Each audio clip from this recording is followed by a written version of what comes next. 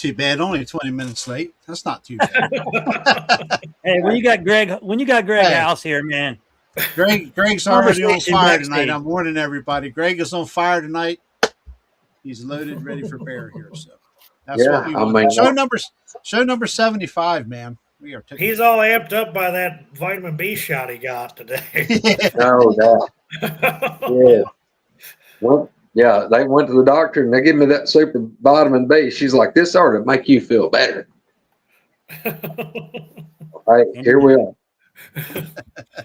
But anyway, we appreciate everybody coming in. I'm going to be running a ticker on the bottom of the screen for a fellow brother, Eric Testerman. We want to help him out. If you can, whatever you can, $1, $2, whatever, help them out. We don't know the whole story. That's up to Eric to tell that when he comes back. I think it was health related from what I saw today. Yeah. Okay.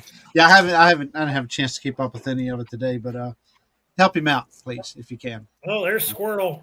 Hey, Misty. One big happy family. We can help one another out. So. She tore herself away from her Dexter room long enough to message us. I got questions. I've seen enough video and pictures of that room. You got the walls lined with white plastic, and I don't know what she's cutting up in there. Has anybody talked to JR lately? I don't know. I've been concerned about him. I texted her yesterday, and she's like, well, I'm back in the Dexter room. I said, who'd you kill this time? Mm-hmm. Okay. But anyway, we got Greg Howse on. He needs no introduction. And I basically, like I told Jeff, and I'm just going to turn him loose. The floor is his. I don't care what he talks about within reason. Anyway. Okay, we had a nice conversation. See, you got to be careful. You don't tell Greg it's wide open because you don't know what tangent Greg's going to take on him. That's okay. It's all good. It depends on what kind of mood I've been in that day. Seriously, I mean, what do y'all want to talk about? I mean, somebody got some questions they want me to answer. What do they want to talk about? Absolutely, we got questions for Greg. You know, he's had many experiences. I'm not going to sit here and pound on him and hound him to tell every experience he's had. Yeah, I would. There is one story. It's not really a story, but it's kind of a comical thing. It really cracks me up every time I think about it. Sometime tonight before we get off here, you got to go into the skinny pedal thing, okay? Okay. You got to do Mark Green a favor and talk about skinny pedals. So. Yeah, my gosh, that was epic, man. Yes. You know, we'll just talk about it right now. I had Spencer and Misty and Mark Noble had come down, and my son Colt went with us, and we all got in my truck and we went up to Coonbo's farm, which is only about 52 or 3 miles from here. And we went up to hang out with Coonbo and went out on the point and looked around, and it was still before dark when we got there. That's the time when we got the infamous Bigfoot rock, when Coonbo gifted Misty one, and then he wound up giving Spencer one because he felt sorry for him. But anyway, they both got a booger rock out of Coonbo's yard. Legitimately, y'all. I mean, these rocks are, between baseball and softball size or something like that. And, I mean, he'll mow his yard. He'd be mowing his yard, and, it ain't like his neighbors is out there throwing rocks because he lives on a farm. But he'll make a few passes on the lawnmower and it's making all this noise. He might come around and go over to this side, and when he comes back, here's this big rock laying out in the yard that just came out of nowhere. And he may mow, he'll get off or drive over there, pick it up and carry it, throw it by a tree. He may make a few more laps and come back around, and there's another one where he's done mowed. Look, it wasn't in the yard and he just mowed over it because these things are high enough out of the grass. Look, it's been destroying lawnmower blades, but these things will throw rocks out in his yard when he's mowing because I reckon they don't like the noise. But anyway, they got their booger rock, and we all went to grab something to eat. There's a real good restaurant there that's there in Florence, Alabama. Well, we had Coonbo and his wife Sandy in Coonbo's truck. Well, we decided that, and Mark Green and them had showed up, and we're like, hey, let's all go eat. So Misty decides that she's going to ride with Mark Green. So she gets in there with Mark and Rebecca, and they had this car. Me and Spencer, Mark Noble, and my son Colt are in my truck. Well, we're in the middle. So Coonbo, I'm following Coonbo, and Mark Green and Rebecca and Misty's following us. Well, it's not but about 10 or 12 miles. We get out there, y'all, and look, if you've never seen or witnessed Coonbo driving, he drives everything like he's just stole it and the police are chasing him. Well, Mark's more way laid back, and 55 is not just a speed limit; it's a damn good idea. That's where we're at with it. Whatever the damn black and white numbers are on that white sign, that's where we're stopping. And I'm in the middle. And after we've went about halfway there, I'm struggling because I'm watching the side mirror in the rear view, and I can see Mark at times because I'm so far ahead of him. And I'm every now and then I'm getting a glimpse of Coonbo's taillights, and I'm not really sure where we're going because I don't go up that road there a lot. And I'm like, I think I know where we're going. Well, Spencer, he looks like a chihuahua watching a tennis match. He's like looking forward and back and forward and back. He's like, where are they at? I said, well, they're back there somewhere. Well, I was like, you're going to call and tell them to come on. We got to catch Coonbo.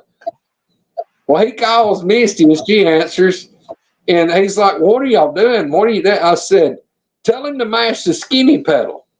The throttle pedal because it's long and skinny. And he tells him that. Well, Misty, I reckon, tells Mark, says, we need more skinny pedal.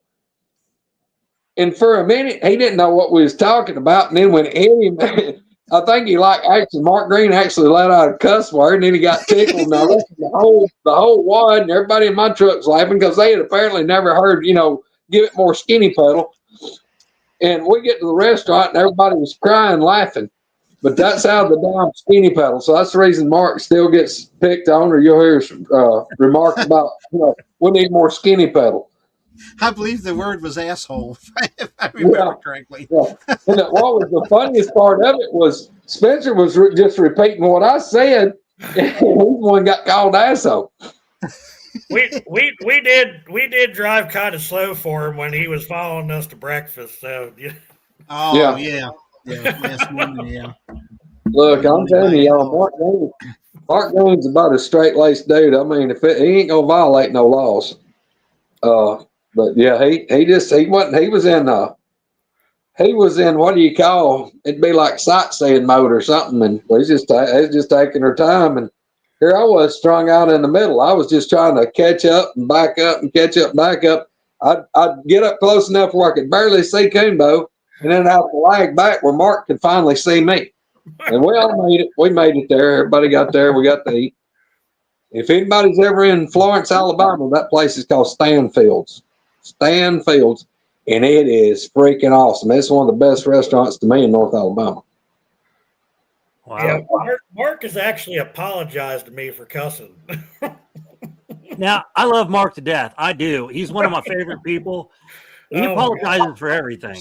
Yeah, he does. He apologizes. Everything. Yeah, I tried to give up my bad wordage, and my brother came over here Sunday, and I'd cooked the meal Sunday evening for his birthday. He turned 61, and what was so funny is he shows up with this big old whiskey jug that's about this big around, about that tall.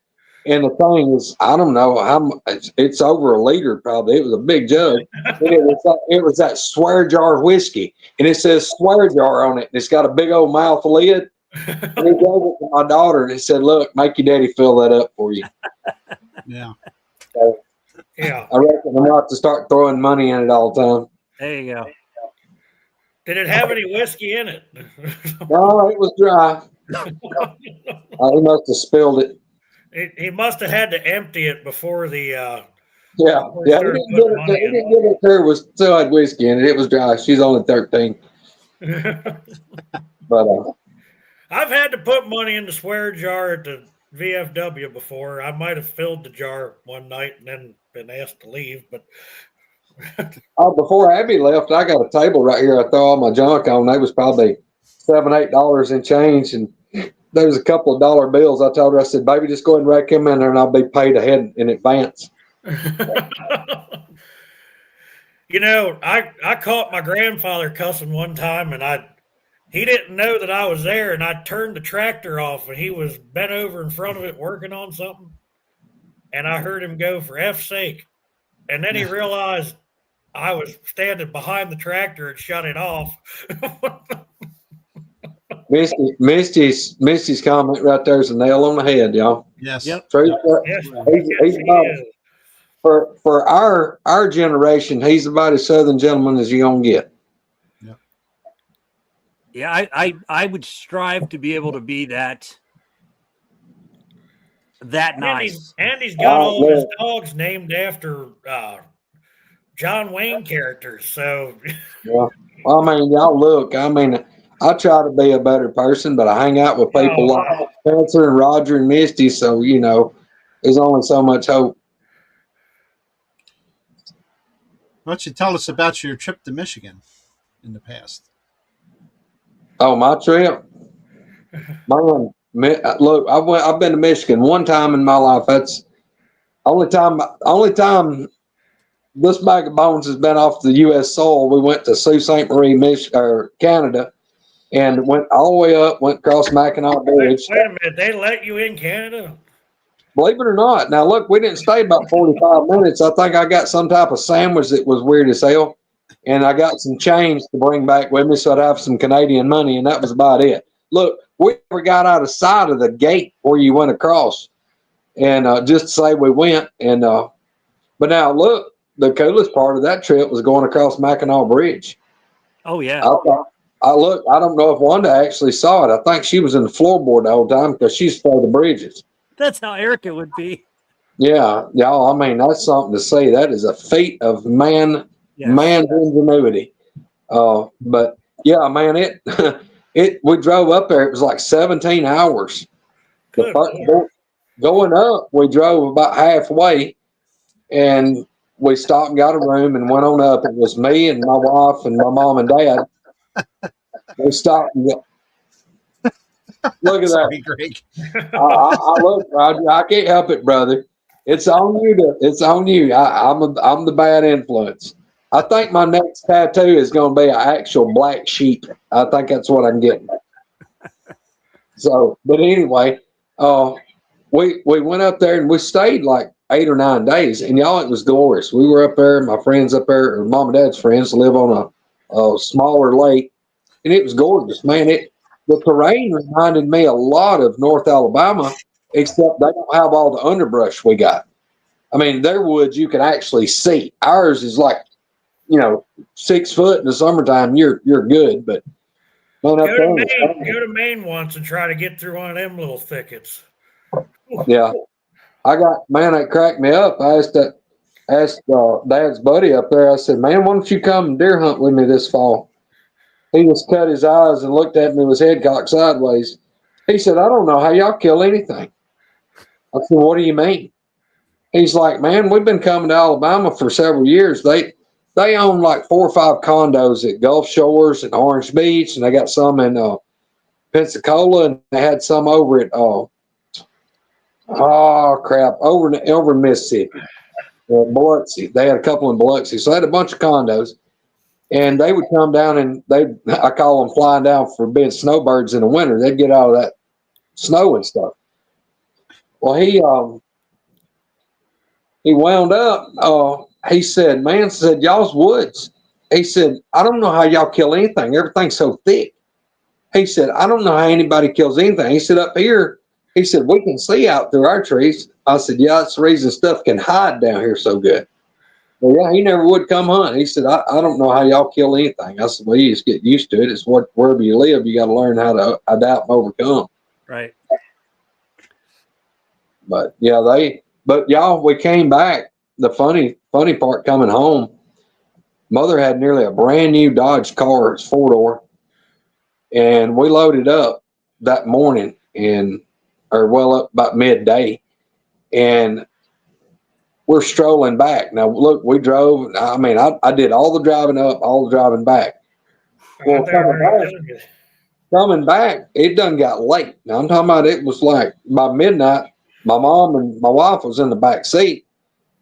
and they're back there, sound like seeing who could snore the loudest, and we're just trucking on. Well, we got to probably about middle Kentucky, and Dad, I saw his head nodding over. I said, Daddy, just lay that seat back and take you a nap.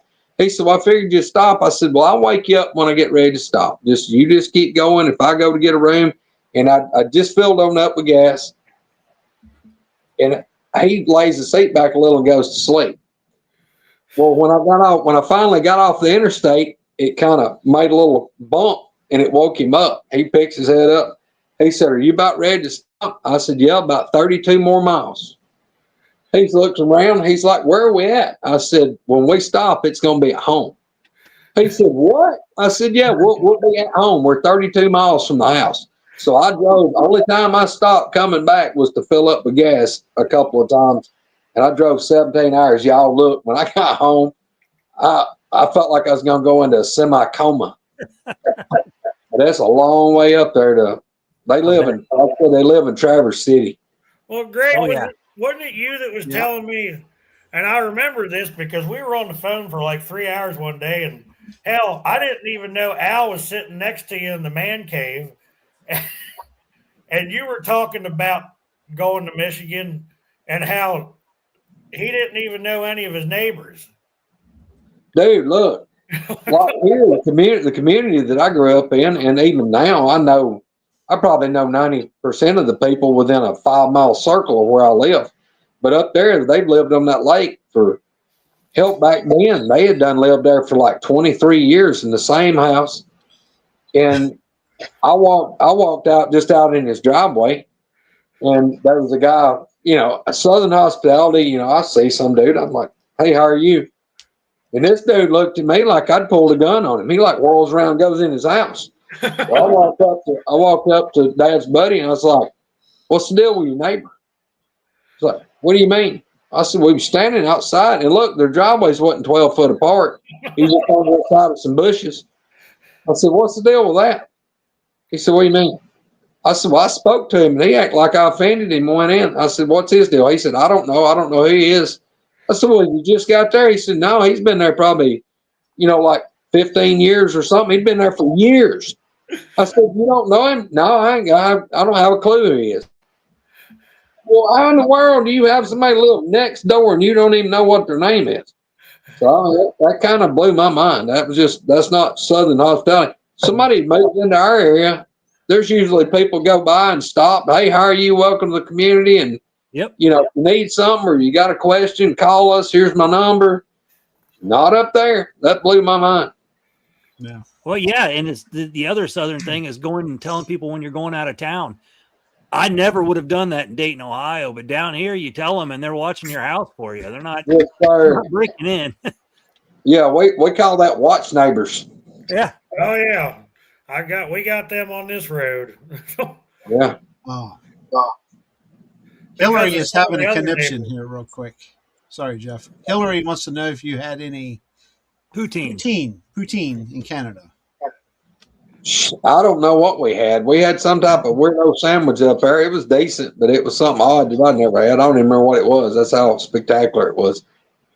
So yeah, seemed like we may have even got some ice cream or something while we was there too. But we just look. I'm telling you, I'd never been off of United States soil in my life till I went there, and I didn't even like going that far. And I mean, I could still see the damn where you crossed over. And I was like, yeah, it's about as far as I want to go because they play by different rules up here. Huh. Yeah, I have a cousin that lives in Traverse City. I always heard that, if you had a full denim, like a denim shirt and your denim jeans on, that was a Canadian tuxedo. Absolutely. Absolutely. Well, Canada, I'm not going to say anything about their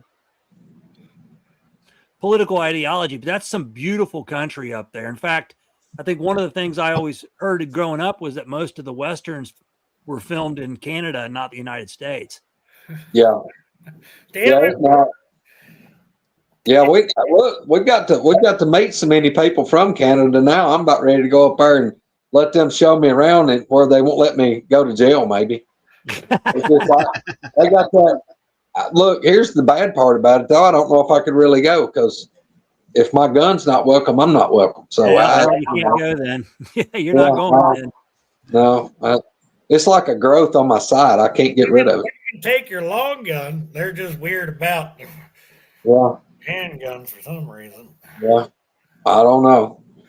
Here's Hillary just sent the description of Poutine, Yes. whatever that, however you. Poutine. I feel like I'm going to get in Poutine, trouble whatever. for pronouncing it incorrectly. It's Yeah. right here. It's a Canadian dish of French fries covered in gravy and cheddar cheese curds. There doesn't sound Apparently, it's anything the wrong with bomb. that. That I sounds mean, pretty look, good.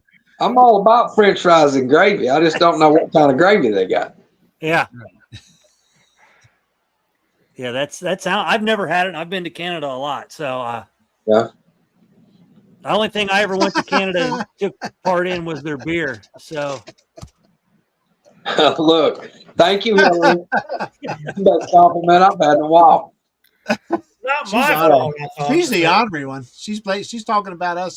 She's the honorary one. Yeah. Oh man. Yeah, y'all. That's And Spencer, not Spencer. I'm sorry, he doesn't watch this show. Anyway, oh, Patrick's over here giving me hell for waking up the sleeping truck driver on my road. Hey, oh Patrick, it's Oh. not my fault. I thought he was dead in the middle of the road during a snowstorm. Okay. That's funny, Leonard. man. The worst in Baltimore. yeah. That's hilarious. Well, I know I don't- well, I don't want to get on this too much, but I know Alberta wants to join the United States. So that's beautiful country up there. Yeah. Look, it would not hurt my feelings at all if some of Canada or all of Canada wanted to join the U.S. That'd be great. I'd love to go. Then look, guess what? My 2A rights would be okay up there. Yeah, look. Yep. I'm thinking something like a summer home up there. That's right. Yeah. Cooler. Yeah. So, Greg, have you had any? Oh, go ahead, Greg. Go ahead. No, I was just going to throw this down as something that I'm a fountain of useless knowledge, and something that I found out here not long ago that it took me a minute to realize it. But he was talking about if you were up there like where Misty lives in extreme northeast Tennessee, or let's just say Gatlinburg. Let's say you're in Gatlinburg, Pigeon Forge, Sevierville area. Do you know that the state of Tennessee is so long east to west? Like, you got Memphis is over here in the very bottom southwest corner, and Sevierville and all that's nearly up in the northeast corner. By vehicle, if you travel that, instead of going from there to Memphis, Tennessee, do you know that you can drive and be on Canadian soil quicker? It's actually closer mileage wise, like for Misty, if she wanted to go to Canada than to go to the other end of her own state. Wow. I live here. I never didn't even noticed know that. But yeah, I was like, they said this is, and I got to looking at it, but you can go like right there at New York where it comes down, you got Canadian soil on the other side. Yeah. You could actually physically be in Canada before you could go from one end of Tennessee and drive to the other end of Tennessee. Damn. That doesn't seem to make sense, but hey, mileage tells the truth, I guess. Yeah. Huh. I live in middle, so it's the same direction. If I go to East Tennessee or West Tennessee, Yeah. it's about the same for me. So It's Yeah. probably it's about 7 hours from here to get to Canada through New York there, where you're talking about. Okay. So, but yeah, Well, get from here to Murfreesboro, Tennessee is forever. It really is. It takes, that's Well, a that's long traffic. time. I've been That's pretty traffic, close to the too. Canadian line. We were up there I've been in hunting. I think Canada. my bullets flew into Canada. They said I was that close. Well, you're up in a different part there. You're way up. You're way up the states there where you go. I was up in. I've been in Niagara Falls, the Canadian side. I was in, but I was close enough to the border, like if What?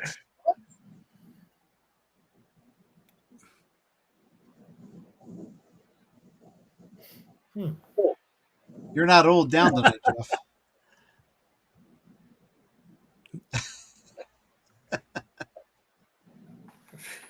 who said Roger said something about Tennessee, but I lost it. Roger. Oh, It's only 115 miles. Okay. Yes, Roger, Yeah. that's true. Yeah. Well, see, Yeah, that's we're a short state, but like Greg said, we are a very long It's a state. very long state. Yeah. yeah.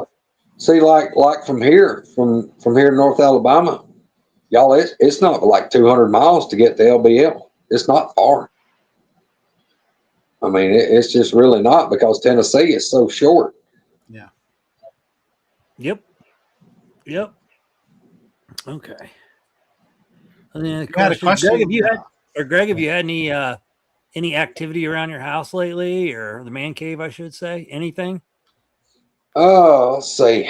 What was the last? Okay, I don't know if I told that I didn't tell y'all about when I was having that getting buzzed. I call it. I still don't know. I've talked with Kumbo about Yeah, that. you and we've talked about on some of the messenger chats, but I don't Yeah. think they've heard it. I had went out. I had killed a pretty good deer, and I was putting canning the meat, the venison, putting it in jars and pressure canning it. And I had to have something else out of my storage. I got a Connex building out here. It's about 30 feet from the porch. And I realized I had left the round spacer that goes in the bottom of the big giant canners, the pressure canners. And it was about 9 o'clock. And I thought, crap, I got to go out there. I forgot to grab them. I knew where they were. But before I loaded the jars down in there to hold the glass off the bottom, so I opened the kitchen door and went out on the porch. And just as I stepped out, it was like gloom and doom and the creepy feels had done washed over me. So I stepped back and stand right here to the gun safe and grabbed I got a shoulder holster that I wear in the woods. It's like loaded with flashlights, knives, extra ammo, speed loaders. It's my actual, like, if we're going to search and rescue in the forest, I'll put it on because I got a tactical 357 revolver. You got space blankets and all kind of stuff in it. I could stay in the woods for a week with this one rig. So I just grab it and throw it on. I go back out on the porch, go out, unlock my building, open the door and go in, and I'll step like 8 foot and grab what I got out. Well, by the time I grab those pieces of aluminum, the neighbor's dog goes to there's like 2 dogs in there absolutely acting like they're going to eat something alive. And I just stop and I'm listening to these dogs. I've already had the creepy feels, and now these dogs are going crazy about something. And I ease back to the door, and of course, I've got a flashlight with me, and I just look all around my yard. Well, I've got to step out of this container. Well, the sidewall where the door closes is only like from like the door opening to the sidewall at the corner is only about this wide. So I'm thinking if something's walked up right beside this container, it's not going to be good. So I kind of scoot over and step out and come around the corner and look down the side with the light. Well, ain't nothing there. So I got the light in my hand. I grab this big door and push it around and shut it. When I push it, I kind of back up so it turns my head like the side of the container. I'm facing it, so I'm kind of like looking down the side. But when I turn, my left ear feels like somebody has like you took a kitchen match or like one of the big fireplace matches and lit it and blew it out and just shoved it hot in my ear. I'm talking about to the point that like I do like this and like my knees buckle. I mean, this is like painful, and it's a super high pitched squeal. You know how when like if somebody's like a band's messing around up on stage and getting ready and they got the microphone, they get it too close to something, how it makes a high pitched squeal, it hurts everybody's ears. It's a lot like that. It'll be super high pitched squeal, and it will absolutely. It's like it's killing your eardrum. Well, I kind of cringe, and when my head ducks, it quits. And I told him to look that way, and I'm looking, and I'd had this one time before when me, Coonbo, Troy Allen, Cheryl Corntassel, Jimmy Osmer, and a couple of more. Now, not everybody in the group could hear it like we did, but there was at least 5 of us that heard it. And it's a directional sound.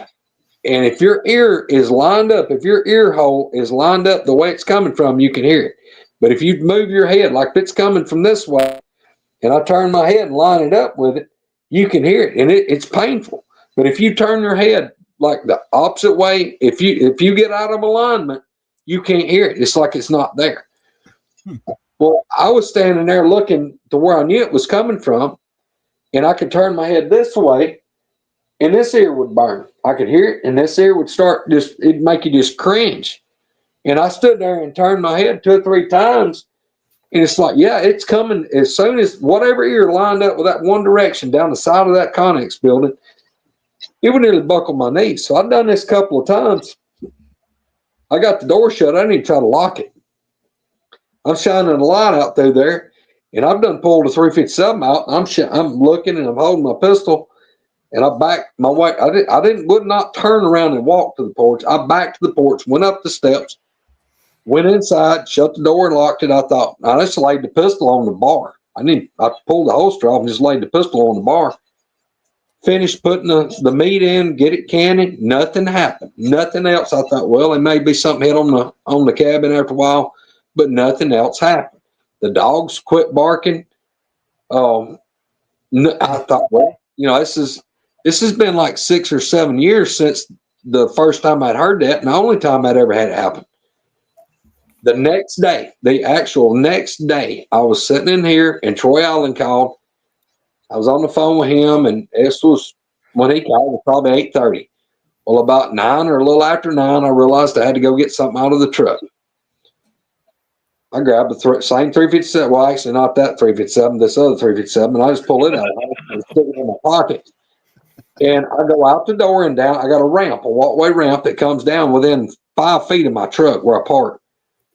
I'm on the phone with Troy, and I've actually got on speakerphone, just holding it, talking to him. I go down, open the truck, get what I got to get, shut the door, and I come back up the ramp. And I'm on the phone telling him about what happened the night before. And when I go up the ramp, I'm looking the same direction that sound had been coming from the night before, because the cabin is lined up the same way that the Connex is. They're just like one's here and one's here, but it's still coming from the same direction.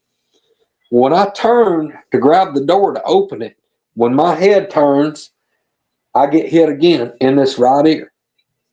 And of course, I would have had to fill up Abby's swear jar, because I start cussing, and Troy's like, "What is it?" I said, "That damn blankety blank." I said, "That son of a gun's back out here again." He said, "Talk to it." I said, "No." And he said, "Are you sure?" I said, "Look, dude, it just melted my right eardrum." And I was standing there, I'd turn my head, and when I turn it, it hit my left one, then it hit my right one, then it hit my left one. I said, "I don't know why these damn things are pissed, but they're buzzing my ass for some reason." He said, "Well, just talk to it." I said, "No." He said, "No, just talk to it and see what it said." And he told me a couple of words that's supposed to be Native American words that's supposed to mean friend, or, he wanted me to what was it? I forgot what all he wanted me to tell him, which I finally gave in and said a couple of words he was coaching me through, but it was still buzzing me. And I said, "Look, I'm going my ass inside. I'm not staying out here in that. I don't know why the damn thing's upset. I don't know why it's doing this." So I went inside and locked and bolted the door, sat there in the chair talking to him for probably another hour. But they didn't do anything else to me. I mean, I didn't have them hit the wall or anything like that. That's been at least a month or maybe 5-6 weeks ago when that happened. It's been several weeks. But now, let me think, my days are running together. It was either last Thursday night or last Friday night. I was sitting on my recliner, and across the highway on the other side of the main road, I heard a loud scream. Now, I'm talking about, this was a massive scream, and this was probably 2:30 in the morning. But I had the TV. I was looking at my phone, had the TV on, which I don't have it turned up very high ever. But that scream was loud enough that it was louder than the TV and me sitting inside. Now, it was just one long scream, and I would say duration of probably 7, 8, 9 seconds. Wow. Mm-hmm. But now it was like, it was something that somebody that's never heard anything would have freaked completely out. Now, it was long, and I'll hear that every now and then. I don't hear it a lot, but there's one place over there, and that is the same spot where about 7 or 8 years ago that me and Coon, the same group of guys that was with us the same night that we heard that high-pitched squeal, and through the woods, from where this is to where that is about a mile. But we went down here, and Nate Bowling was with us, and Nate had a thermal, and we went down on the edge of the river on the other side, and Kumbo did some calls. Well, we got to hearing something up on the side of the mountain, because where the old road is, it goes up a big bank, and then the hill is real steep, and it goes up probably 100 yards. We heard a couple of limb breaks, and then we'd hear some leaves, and Nate starts going, right there they are. There they are. I can see them. I can see them. And we took turns looking through this thermal and looked up the hillside, and there was two of them, two upright beings in the woods, and they got within probably 40 yards of us. And Nate sitting there filming them, taking pictures and everything. They come around the side of the hill. It's like they squatted down behind, looked like a log laying on the ground. And they stayed there for a pretty good little while. And you know, us down there, we were trying to whisper and talk. And then they finally just like stood up, went back the way they come, and left. But I don't know. As far as I know, Nate has never posted any of that footage. So I don't know what he done with it, but it was some, let's put it like this, it was some footage that people would have been oogling and googling over. But that's the same spot where it sounds like that I hear those screams come from. Oh, And wow. there's a lot of that footage that no one's ever released too. There's a lot of stuff. There's a lot of footage that's out there that people don't see. And now if you may be in the know and make friends with people that they trust you, and they may show you some stuff that nobody else gets to see. And I've seen some of that type of stuff. And some of it's really, really amazing. But it's not mine to turn loose, it's theirs. I've seen some photos from around here that I was allowed to show to some people, but I can't put it out. But you talking about predator effect, man, that Shimmer right there. extreme. Yeah. I'll define that and send it to you, Greg, because it's. Oh, Greg hasn't seen those. I don't know if he's seen it, but I don't think so. if you see it, you're going to be like, it looks will like get your attention. a predator. Yeah, like, it'll get your attention. Yeah, and one of them standing right over it. It's daytime, and it's standing over the tent, looking down at the dudes that are sitting there at the campfire. And there's another one poking its head out from behind a tree. It's creepy. Yeah, look, I'm telling you, if I was first off, that's another reason I don't sleep in a damn tent. That tent's a false sense of security. You're just like it reminds me, sleeping in a tent would be like when we was in school and the lunch ladies wanted a day off and everybody had a sandwich in a brown bag. They push you down the line, you grab a bag and keep going. That's about what a Bigfoot would be at a campsite with a bunch of tents. Hey, all I got to say is Erica and I always camped in tents, always. But after the fingerprints on the back of our SUV, we kind of just started camping in the SUV. We're not going to sleep in tents anymore. So Roger said something about telling the there it is. Tell that story about the guy sitting over there on that old asphalt. Okay. All right. Look, I'll just go ahead and call his name. This guy wound up, he passed away about 2 years ago, I think now. But any of y'all that ever saw on the Finding Bigfoot, there was an episode that was filmed down there at Mark Green's there at Creepy Mountain at their hunting club. Yep. The episode that the guy, Paul Halsey, that filmed that, you know, he'd walked up to his truck and he turned around with a thermal and you could see the guys at the fire. And then off to the side, about 20 yards, you know, he got what they figured was 9 foot tall or something like that. And they were trying to debunk it and they could not. I think they sent Bobo down there and he's a big guy, but this thermal absolutely dwarfed him. And it was a really, really good thermal video that Paul Halsey got. Well, Paul was from North Alabama on up above where I am. And he moved here down the road from me about 3 or 4 miles. Well, he let it be known that he was into Bigfoot and this and that. And, you know, I'm not really outspoken right here a whole lot where I live. And somebody told him to get a hold of me and he reached out to me and this and that. And I told him, I said, yeah, look, dude, I've been dealing with these things for years and years, years and years. And he's like, well, man, what do you think? And I would tell him kind of what I knew. And I told him, I said, look, dude, if you want to get here and have an encounter, I said, I'll tell you where to go. He said, where's that? And I told him, I said, over here where we filmed some, and it's really close to my place. I said, but don't go over there and try to call them. I said, just go over there and do your thing, build you a fire on the bank, sit in your vehicle, do something like that. Just be there. You're out of place. That's all they need to know is that you're out of place. And odds are they're going to let you know they're there. I said, especially if you'll go a couple of 3 or 4 times, you're going to have an encounter. I said, do not try to call to them. Do not try to provoke them. Well, you know, he didn't really understand my background with him. And he, I don't know, probably a week or so had passed.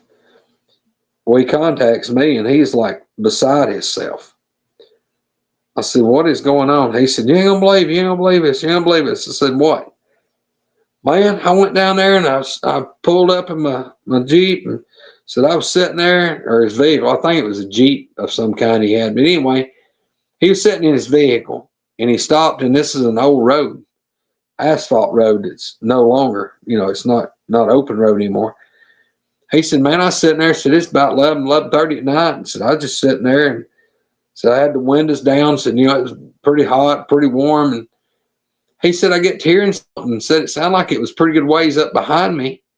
And he said, it's pitch black. You know, there's trees on each side of the road and there wasn't no moon out.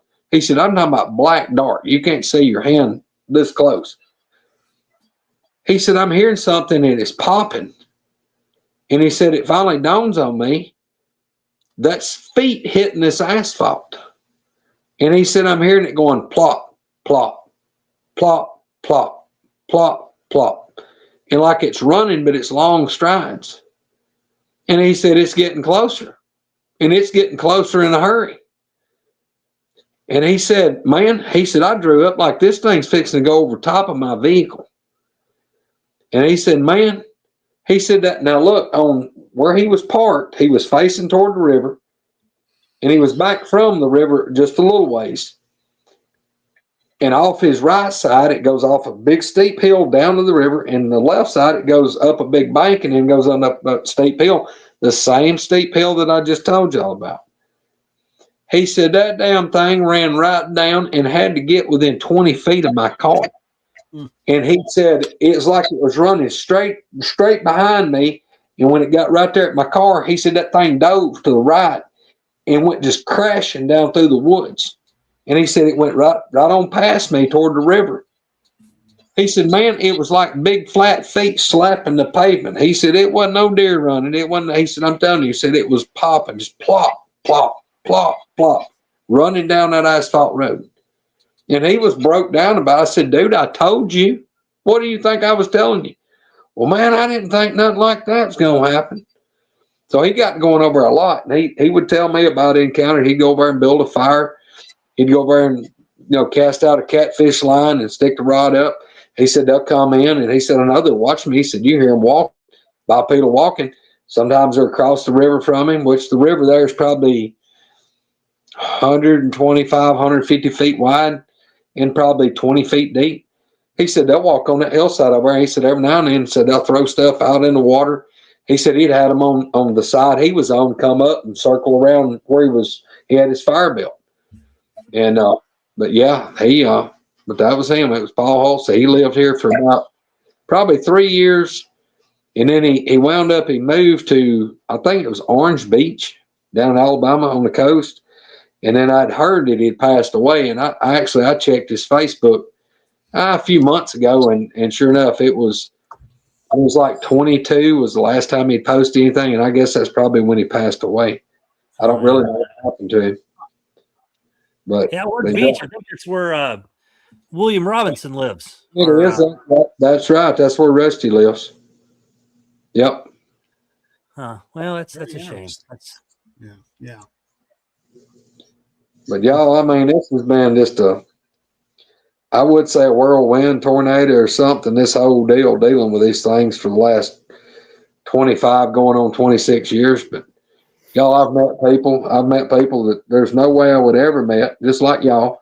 And I still don't know why. I don't know why it was me. And because I was just happy go lucky, and the woods was nothing out there for me to worry about my whole life. And then everything changed, and here we are. Yeah. It's funny because now I'm sure you pay attention to every time you're in the woods. Jeff, you do. Jerry, you do. Every time you're in the woods, you hear something. What was that? Whereas someone like me who goes through the woods prior to meeting Greg, because he's the first one I met, him and Roger, the first ones I met in this. Now every time I'm in the woods, every sound I hear, I'm questioning. It might be a squirrel jumping branch to branch, but I'm like, what was that? We need to check it out. My head is constantly on a swivel. Even driving through like the state park, Jeff, you get down in the bottoms there, and I mean it gets. I took Mark and Rebecca down through there, and some other spots here in the county, Jeff. What you know about.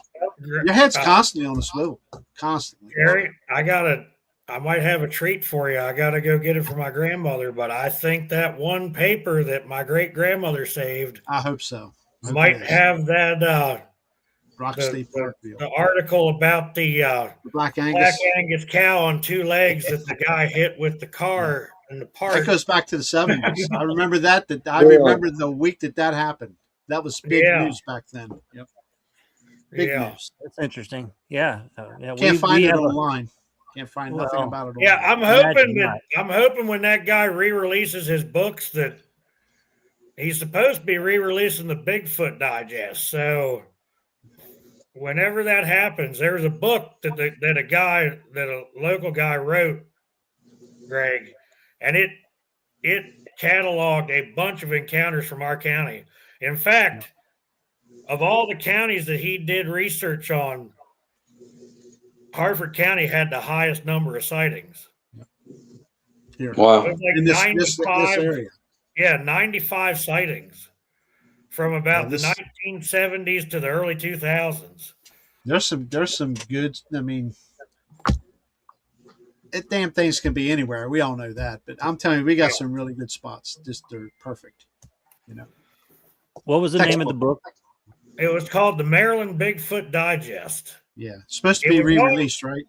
Yeah, it's supposed to be re-released. It was on Amazon, but it hasn't been. There hasn't been copies of it in a while. I want Tal Branco's book. That's the one I want. I can't find it nowhere. I know it's impossible to get. That's the one I want to get. That's what's bad, Jerry. And I still haven't finished reading that one either. I've got it on. I got it on Kindle. Chad. It's your fault, Chad. I know. Well, that's what's bad, Doc. That's what's bad. I mean, I got one copy, and the copy that I got. And you're in the book. Bill. Look, Bill sent me a book, and he opened up the front page, and in there he wrote to my great noble friends, Greg and Jimmy Howse. Thank you so much for your contribution to this book, and that's what pretty much what he wrote in it.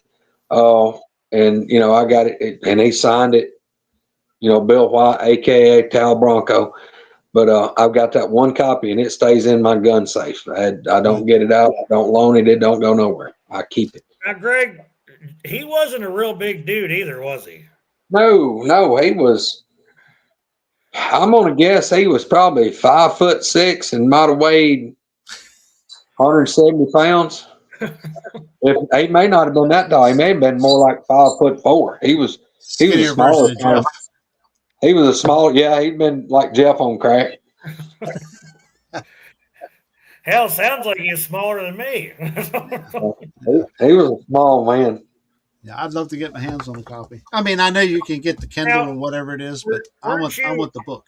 Weren't you with him when one put that damn rock on top of his buggy or something?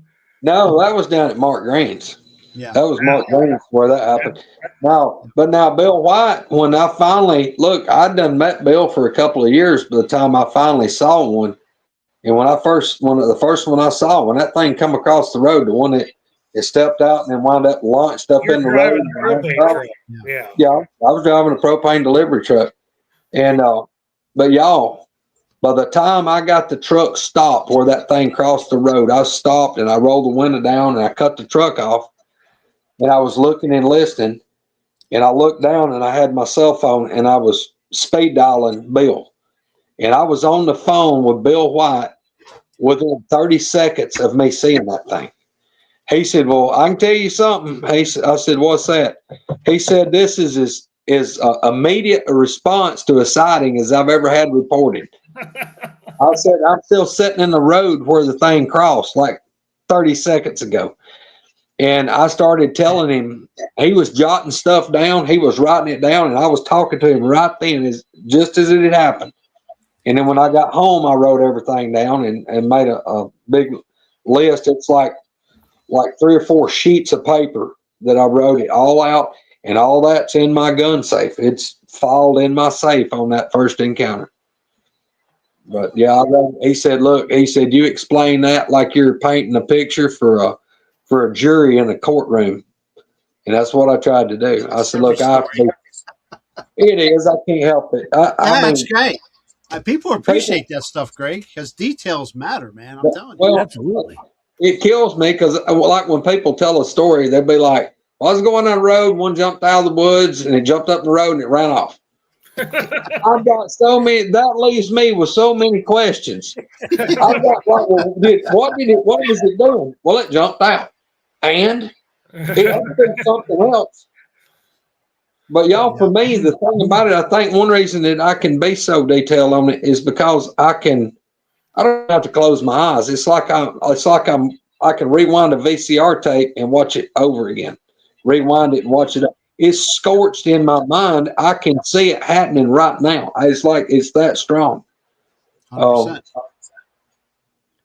And the thing about it, y'all, I mean, that was really a great sighting. That's a sighting that most people won't, except the distance, because when it first came out, it was 300 yards or so. And look, that's a guesstimation on yardage. I need to take my rangefinder and actually look at it.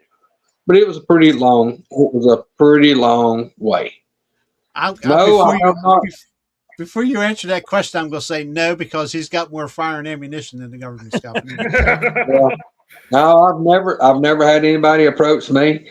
And I think part of it is look, y'all, I'm not trying to get out here and I'm not trying to get pictures. I've never casted a track. I don't even have a recorder. I'm not trying to get anything. And that's another reason why. Look, I want to be here and talk to people that's had the encounters and give them somebody to talk to that knows what they're going through. I'm not trying to convince the mass public of anything. I mean, I'll tell people what happened to me and what I witnessed. But now, do I have friends that they were contacted by them? Yes, I do. And that's another reason that I stay in my lane. I'm not trying to sway anybody in any direction. I don't need that kind of smoke. Nope. That's why. Yeah, I agree with that. I'm still planning on going to sleep in that room where they always slap the side of the cabin. That's where I'm headed. I did call that Al's room, but now I guess I'm going to call it Misty's room because that's the one room that she always stays in. She'll go in there and open the damn blinds where we look in at her. I'm like, nope. No. Well, it is Misty. That's what Bud did that in Snell Grove, and everybody looked at him like he was crazy. Yeah. No, I don't want nothing. They may go to staring at me and think, man, he's a little chunky. They got some meat on him. We just dragged him through the window. Yeah, I can deal with the sounds, I believe, but I think if something's looking at me eye to eye, then I might have that brown pants moment that everybody talks about. I did briefly wake up from that propane tank incident while everybody else was going, what in the hell was that? And then I heard it long enough to go, what was that? And then I fell asleep again. So I did hear it. I mean, I tell everybody, look, I don't want to try to shoot one of these things. Could I have shot one? Yeah. Yeah, I've had numerous times. Could I put a hole in one? Oh yeah. But that's when things are going to go south. I mean, I don't know exactly what it would take to kill one. I knew I was going to use what I had in my hands if I had to, but it was going to have to be an absolute absolute have-to situation. Right. Because I really believe if you shoot one, and that's what Bill White, Tal Bronco, told me. He said, "Look, son," he said, "I'm telling you," he said, "if you ever have to pull the trigger on one," he said, "you better be getting gone as quick as you can." He said, "Don't worry about the one you just shot. You better worry about the other 1, 2, 3, or 4, or 5 that's there that you don't know about, because they're not going to be happy." Well, you also have a very nice man cave there that they probably, if you left that place after shooting one, you probably wouldn't have a man cave anymore. They'd be like a bulldozer went through it, probably. Yeah. Missy was just saying that didn't Billy and Troy, actually Billy's told me about this, finding them prints right outside of the cave. Yeah, that was when that was back in the summer in July when Al had passed away. Sherry and Mr. Jim and Misty and Troy Allen, they all came down and for the funeral. Well, they were staying here, and yeah, they found tracks just right outside right here. Yeah. Billy was telling me that he had went outside before everybody else did. And he said he got down there and he seen the tracks, and he sat out there for a bit, and Troy walked out and looked down, and he said, "Yeah, I was waiting to see how long it was going to take you to notice that." Yeah. Well, see, that one that got on the roof that day, Troy come down a few days after that. It got on the roof and ran over the roof and then jumped off. Troy, anybody that lives around pine trees or been in the woods around pine trees, you know how that pine straw will make it's like a soft mat. You know, it's like a Yep. Troy found a spot. I told him, I said, "Look, man, it come from this way over here, and then it left going this way, and it went across that bedroom that Misty stays in, and it went off the roof." Well, Troy went around, and he went around back and got to where he could get up, climbed up, and look up on the roof. And in the pine straw that was, I was messed up, y'all. That's when I had messed my leg up real bad and broke it 7 places. I was on crutches or either in a wheelchair. And Troy's like, "Well, I can see where he went up. He went up right exactly where you said." I said, "What?" He said, "Yeah, there's footprints." He said, "It's mashed the pine straw on top of your roof." He said, "It went up and over." So he come around to the back right here and got where he could see on the roof. He said they went up and over, and he said, just like you said, it's not going just like straight up and back over. It's angling. It came from the corner over there and came diagonal, and it stopped right over my chair right over here. And when it left, it went just straight down the roof line and jumped off the end. Troy said, "Look," he said, "there's big oval footprints up there, big massive ones. You can see exactly where you said it come." And he said, where it went off the end down there, he said, "I walked around and looked." He said, "Where it hit the ground," he said, "like it hit and it slid." And he said, "There's a spot out there big as a small car hood where the pine straw is down to the dirt. It just slid all that dirt, or slid all the pine straw off the dirt." He said, "I can see where it hit the ground." But there's been Troy and Alan right out here. This was a year or so amongst, I think it was before. They'd walked around out here, and that may have been the last trip that we went to the LBL. That was like the day before we went up there. Troy drove from South Georgia to here, spent the night, and then we got up and went to LBL and stayed for a few days. All right. They got up here. I'm in here on crutches. Anybody that was at LBL, I was either on crutches or in a wheelchair. They got up. Troy told Al, said, "Let's go look around over here," and blah, blah, blah. Well, they went out here just from my Connex building. Like I said, this 20-foot long Connex is 30 foot from the porch. Well, they went around behind it, and there's an old log road. They walked up it. Well, there's a sandy spot where it goes up there and goes uphill, and all the soil's eroded, and it's kind of made a soft spot. They found a big track out there. I reckon one of them nearly stepped in it. It was just right there where the pine straw was thin, but it was muddy. It crossed right there. Donna and Sherry found some from my gas tank. It won't be 75 yards. There's a little clearing. It's over in a pine thicket. They walked around, and a lot of it's red clay mud. Well, Sherry and Donna went over there, and like I said, at that time I'm in here on crutches. They went over here in the woods. They walked around, and a lot of it's red clay mud. Well, Sherry and Donna went over there. Like I said, at that time, I'm in here on Dutchess. Crazy. They went over here in the wood. Hang on. Gotta kill my phone. I had my thing silenced and my phone has went crazy. I had my phone where I could read chat. Done turn it off. Y'all. Hey, Jerry, she's got some pictures she can send That's fine. Yeah, you can send them. Yeah, but Sherry and Donna, if I'm not wrong, I know they found 3 different size tracks over here in that mud.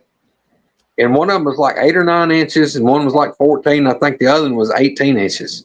But they found several tracks. Just look, I'm talking about 75 yards from where I'm sitting right here. Roger's son Peyton, him and Roger and Joe Parker went out here, and Peyton got a glimpse of something big and black upright going, just kind of like darted out from behind the tree and went off the hill. Yeah. He wasn't sure, but it was something big, massive, and black. And it was right out here, basically the same spot where Al and Troy had found those tracks at a different time. Then Peyton was sitting on this couch right here, and he was looking at me in the recliner, and he's looking right past me out the front door. The door is behind me, and we had just the storm door. Well, Peyton's talking, and all of a sudden it's like just something. It whizzed by, and he's like, "There's somebody ran by the door." Well, there wasn't nobody run by the door. And the same thing had happened to Coonbo. He was sitting there talking to me, and he seen something run by the door. So we've had 2 seen there. I saw one out here in the yard. The boy that works for me, he saw one in my yard. My wife backed up and saw one in the backup camera standing in my yard. Coonbo left one out. Alan seen them out there in the yard. I mean, Alan saw that one that we figured was at least 9 foot tall. It was standing behind my gas tank about 25 feet away from Alan. And he stood there and had a couple of 3 or 4 minute standoff, Mexican standoff with it. And, you were just getting back to the cabin too, weren't you? Well, what it was is that happened on, this Christmas Eve would have been 2 years ago is when it happened. So that would have been what, 23, Christmas Eve of 23. Now, is that the first one he actually seen? That was the first one he actually laid eyes on. Now, look, he'd had gobs encounters. He just couldn't ever see one. And he finally saw one right here in my yard. Yeah, the one I saw real good, I pulled up in my truck, had that bronze-colored Dodge Ram of mine with the headlights on bright. The thing was less than 50 feet. Less than 50 feet, and the headlights are on bright. And it was so black, it was like you couldn't really see it. It's like it wouldn't reflect. It was like it was soaking up like a void in the tree line. And then I finally realized, like, oh my God.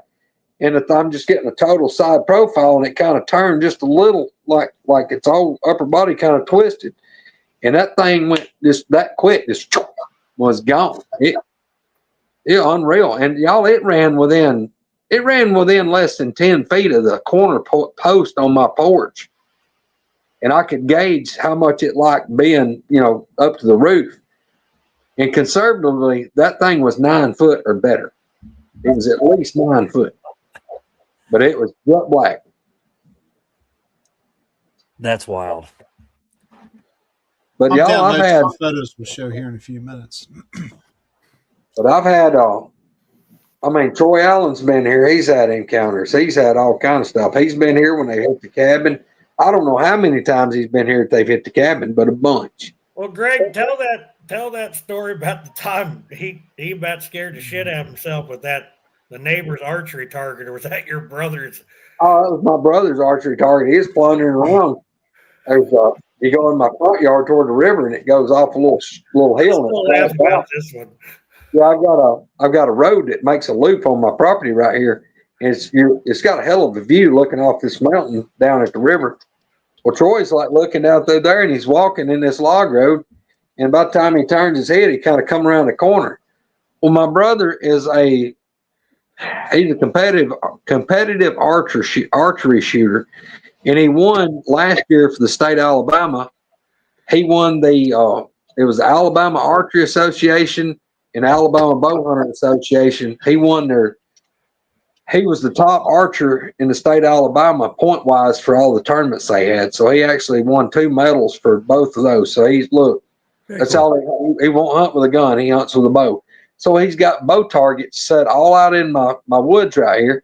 Well, Troy rounds the corner, and when he looks around, there's like a mountain line that's an archery target. It looks realistic. And I think Troy almost turned inside out and shut down both pants legs. He thought he was getting attacked until he realized it was an archery target. Didn't you say he pulled his gun out and he was? Yeah, I think he quick got on that archery target. And then he realizes that he's got them shaped like any kind of animal you think of from North America, except the bear. He don't have any bears, but he's gotten attacked by stuff, has he? Yeah, well, Troy grew up with boogers, man. I mean, I'm still trying to get him to open up and do a few more podcasts. He'll come on with me every now and then, but not very often. Yeah, I was blessed the night I got to talk to him when I was on the phone with you. I mean, the man definitely told me some stuff that I'd never even thought about. Yeah. And, well, see, from the time he was a little bitty kid, I mean, I think his grandpa was third or fourth generation on the same piece of property. And I reckon, basically his whole family, the whole time he had that property in South Alabama. And it wasn't, look, y'all, this is not guesstimation, probably 60 miles or less from Flat Rock's place. It's not far. It may not even be 40 miles. But his grandpa and them, they had them on their farm. And, I mean, that's what Troy said. He said, man, he was, pretty much a teenager before he realized that not everybody had them. He thought everybody had them because they just talked about it like, hey, I went outside and there was a deer standing in the field. It would be like, well, I went outside and there was 2 boogers out there and I don't know what they was doing. I mean, they saw them all the time. It's like you seen a squirrel in the front yard. Yeah, exactly. So, he said that he's told me several times that they went down to one of the barns that they made sure that they talked real loud or made some racket. Where if the boogers was in there, it gave them time to go out and leave. That way you didn't walk in on them and them in the barn. And but yeah, they put up with it his whole life. And like I said, this was multi-generations of that family and dealt with them. So yeah, he's one of the people that, and Coombo will tell you this, Troy Allen's probably had more encounters and knows more about them than anybody could ever dream of. I mean, he grew up around them. And, Troy, he talks about how that there was a female that would come in his grandmother's house and take stuff. And said that Troy was in the bedroom at his grandmother's and heard somebody walking down the hallway. He said he hear the floorboards squeaking and creaking. And they'd been out, I think that was the day they'd been out in the farm or in the field. Everybody was out in the field. He went to the house to eat. He said his grandmother would fix like a whole table of food, and people would come, like 3 or 4 would go eat, and then they'd come back, and then 3 or 4 more would go eat, and she'd just take the tablecloth and flip it up and cover the food up. Well, he was in the bedroom doing something, and said he heard the screen door, and he heard somebody like they were sneaking down the hall, so he just stopped and turned and looked, like 7 or 8 feet. He's looking at the door opening like, who is this and why are they sneaking down the hall? So it's taking them forever. And he said about that time, said there was one that was about, 6.5, 7 foot female, sticks his head around and looks in the door at him inside the house. He's in the bedroom. And he said that when she seen him, said her eyes got real big, like her mouth, and whirled, and he heard blue, blue, blue, blue, blue, whoo, like it nearly took the screen door off the kitchen. It come in the house on him. One of my absolute favorite ones was Coonbo talking about his grandmother chasing the booger with the broom because it was snatching the fruit off the trees behind the outhouse. Oh yeah. Yep. Lord. Yeah, that's right. I often wonder, and I think I've talked about it before, is how many of our ancestors have lived on lands, that had these creatures that really never talked about it. But, as when some people were kids, they say, yeah, we have I talked to a couple people out here in Tennessee I'm not sure what part. It's here in Middle Tennessee, but talk about the mountain people, and it's they've got footprints and everything, and you know, it's like and that was just part of life. Yeah, that's exactly. You know, but for some reason they don't acknowledge that they exist. You know, the government. Well, so there was a guy that was married into my family. He was married to one of my, I guess it'd been my third cousin. Anyways, let's just say my third cousin's husband. He grew up from where I'm sitting Crowfly. It's probably not over 1.5 miles from right here. It's kind of northwest of here. And his daddy was a known moonshiner. Now I'm talking about that's pretty much the way the man made his living. And I know I had one of my cousins was talking about, said that they'd heard him before on different occasions. People would be talking about, you know, hunting or trapping or fishing or whatever. And this man would make the statement that if people knew what, or really knew what was in these woods right here, so they wouldn't let their kids out of the house. And he would never go into detail. He'd just say, trust me, there's things in these woods that people don't know about. And if they knew what I knew, they wouldn't let their kids go outside. Hey, isn't there a Charlie Daniels song where he said there's things out there in the middle of them woods that make a strong man die of fright or something like that? That's exactly right. Cry for fright. Yeah, that's right. Yeah. Yeah, Legend of Woolly Swamp. Woolly Swamp. Yep. Well, Greg, there was one of my buddies. His family's from West Virginia, and he's got a relative up there that said there's things in these woods that even the Lord don't tell you about, or something like that. Yeah. Well, y'all, look, I was the guy. I've tried to tell people this most time. I mean, I grew up in these woods. I killed my first deer before my 5th birthday. And, you know, Daddy we done commercial fishing. I was killing squirrels. Y'all, I can remember being 8 years old and going in my daddy's bedroom and getting a Ruger 22 target pistol out and dump a 50-round box of shells in my front pocket at 8 years old and walk across the road and go in the woods and go squirrel hunting with a 22 Ruger pistol at 8 years old. They wasn't, you know, I thought, well, I've got a firearm. I'm not really scared of much over here. And I wasn't never scared of the woods. I thought, well, you know, what is there to be scared of? I've got a gun. You know, even as a kid, I'm talking about a little kid. And, you know, it wasn't just that I had a 410. You know, I've owned all kind of pumps and semi-automatic guns. And, you know, I love my firearms.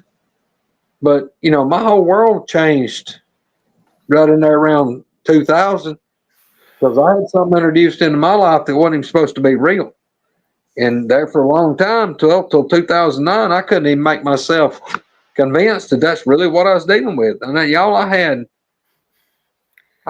many, many, many, many encounters. I'd have, like, if I got where I didn't have much to do at work, was caught up on all my gas calls. It wasn't unusual for me to go hunting every day for a week. I'd go hunting in the evening. I'd get done at work. I'd take off, go to the woods. There'd be times that I'd have 3 or 4 encounters in the same week. In 1 week, have 3 or 4 encounters, stuff that people would kill to have. I mean, people talk about they record a tree knock, sounds like it's, you know, a mile away and they're excited. Y'all, I've had these things within 25, 30 feet hit a tree and sound like like lumber exploding. I've had them whoop within 20 or 30 feet from me, and it'll nearly bust your eardrums. I mean, that's what I look back on, it stuff that I've had over and over and over again. And it was just simply because I was in the right place. I mean, and I was too stupid to leave. Sometimes they'd run me off for a while, depending on how bad they made me afraid. But I'd go home and I was like, well, I'm absolutely stupid. Why in the world? I'm going to wind up coming up gone. I'm going to have to shoot one of these things. It's going to kill me. Something bad's going to happen. I'm done. I'm not going back. And I get thinking on it about all the time and money and effort I put into it. And that I was supposed to be on that land. My cousin done told me to treat it like it was mine. And I'd let all that fear wrap up in this redneck of mine. And I'd turn that fear into anger. And I'd load up. I might throw an extra speed loader, another box of 30-06 shells, get a bigger flashlight, some more batteries, and I'd go back. And I was like, well, here we are. Yep. So I got 6 pictures, 2 from Roger and 4 from Misty. Oh, Lord. Oh, should we trust Rogers? Well, anyway. See what you got. Make them larger here real quick. I believe this. Yeah, this is Misty here. I believe. Yeah. Okay. See, she may have showed me these. Some of these, look, Misty and Sherry and her Aunt Donna and her Uncle Jim, they'd all come down, and then Misty's sister and her husband came down. I had a crew here, and that was one of the most fun times I've ever had. But they come down here and stay a week. Right behind the Connex building right here. I'm talking about on the edge. Misty and them, look, they had pictured or took pictures of everything around and documented everything I could find. Well, we were sitting out here on the back porch playing board games and got to playing Jenga, and everybody was cutting up and laughing and having one hell of a time. And we were just talking, just like us right here, but we're all sitting around my big giant picnic table. Well, we started hearing something snapping limbs up in the woods behind that Connex. Well, then we started seeing ice shine, and we weren't shining lights. It was just the lights. Okay, that's where that is. Oh, that's exactly where she's at right there is behind my Connex building. And you're looking toward the river. If you go just right there and crown over, that's straight down to the river about probably 200 feet off that hill, and it's steep. But look, you see right there where those limbs are laying down? There's all that stuff got broke over that night. The night that we saw the ice shine, that's when that stuff got broke off. And Mr. Jim went out there and actually cut one of them limbs off and made a walking stick and gave it to my baby girl. But look, we kept seeing the thing, and it went from one side of the Connex, it drifted back in the woods a little bit, and it come around. And as we're sitting there talking, we kept telling everybody, look, don't stare that way. Just glance over that way and keep talking like we don't even know it's there.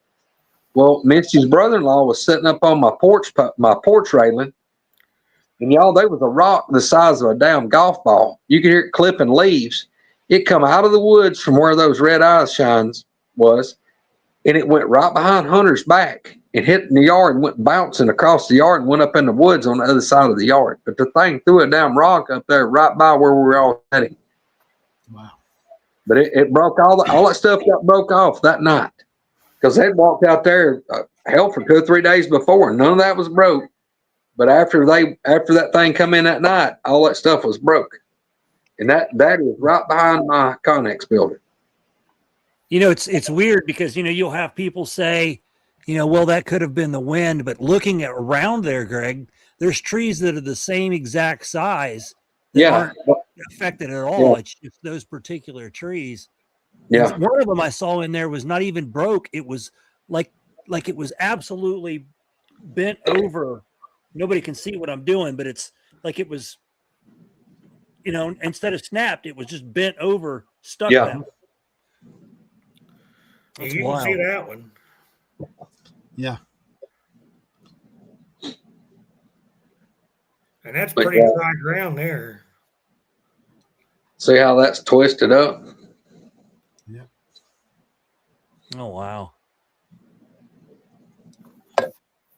Y'all, if I went out on my back porch, that right there is going to be less than probably 60 feet from my porch.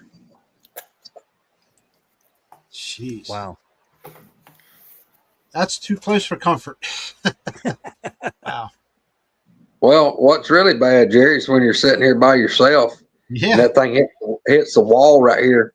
And I don't mean slaps it. I'm talking about it'll hit the wall. It sounds like you've got a 150-pound kid on a Huffy bicycle, and he's pedaled hard. He's like standing on the pedals and crashes into the end wall. Wow. It will absolutely shake the whole cabin when it hits. Wow. And you've had them push on the door, too. Yeah. Dude, I had them jerking on that door that night. That unnerved me. That was bad because usually up to then they never mess with the door. And wasn't that when Roger found that hair? Mm-hmm.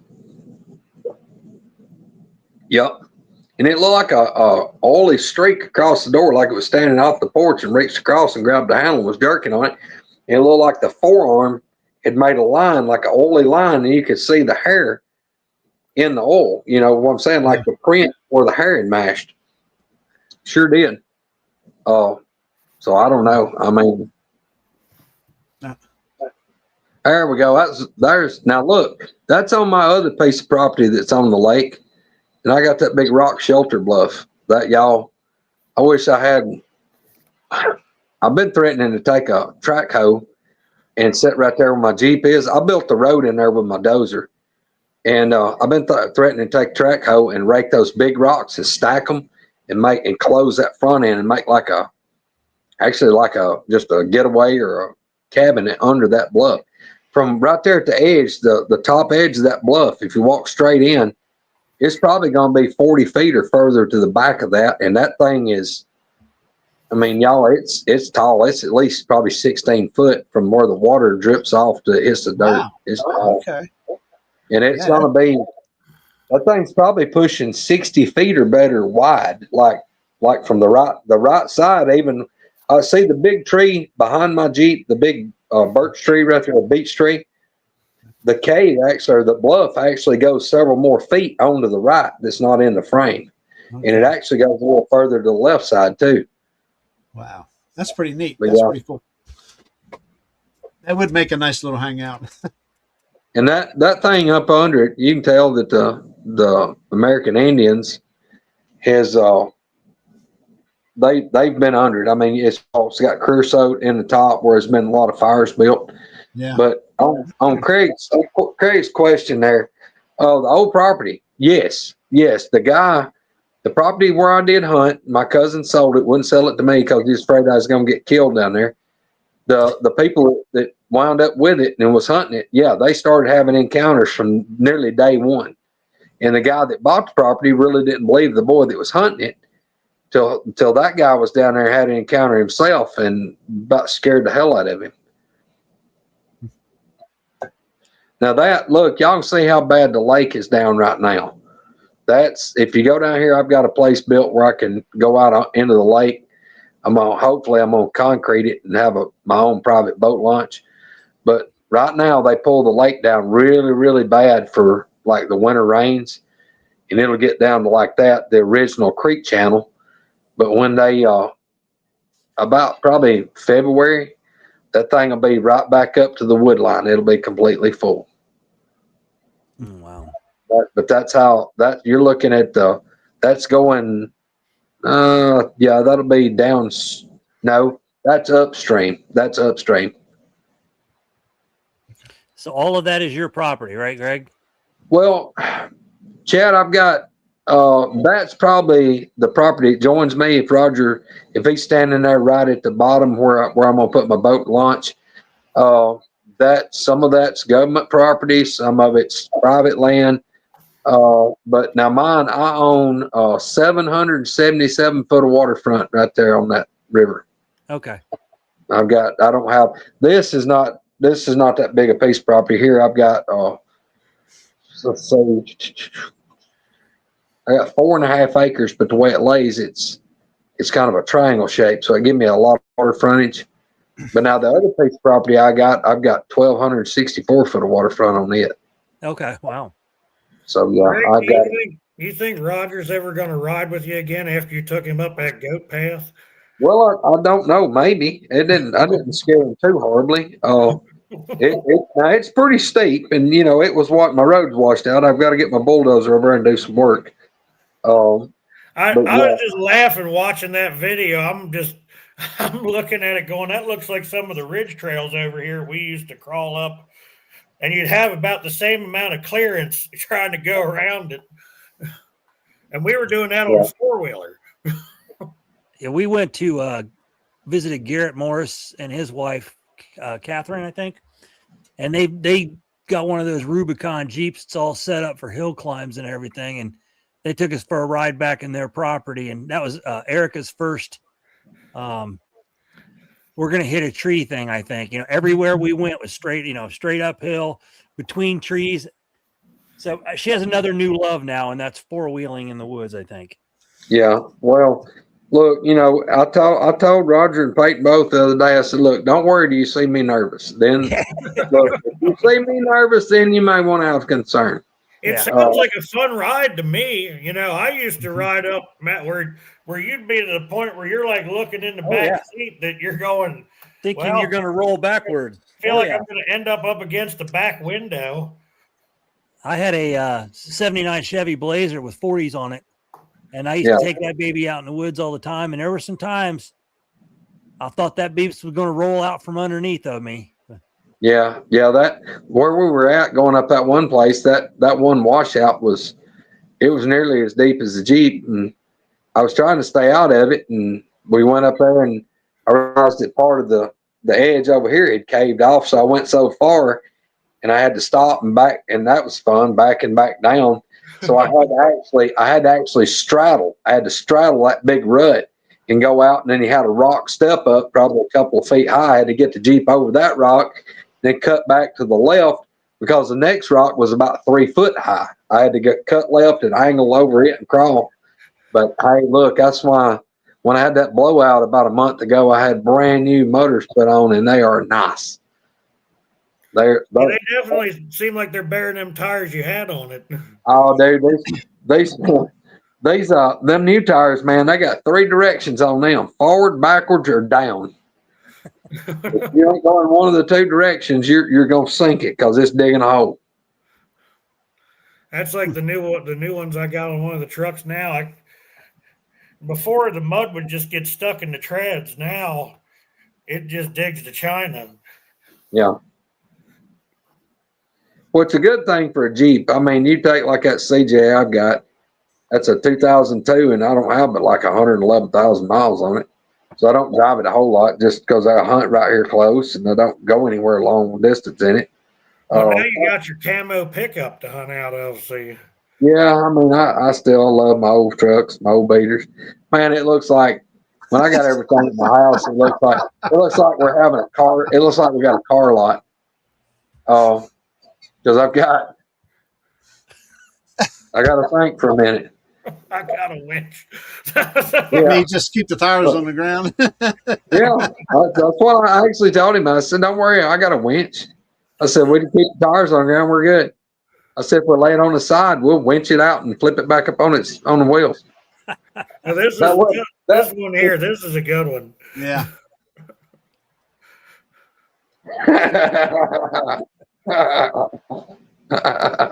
That's a fact.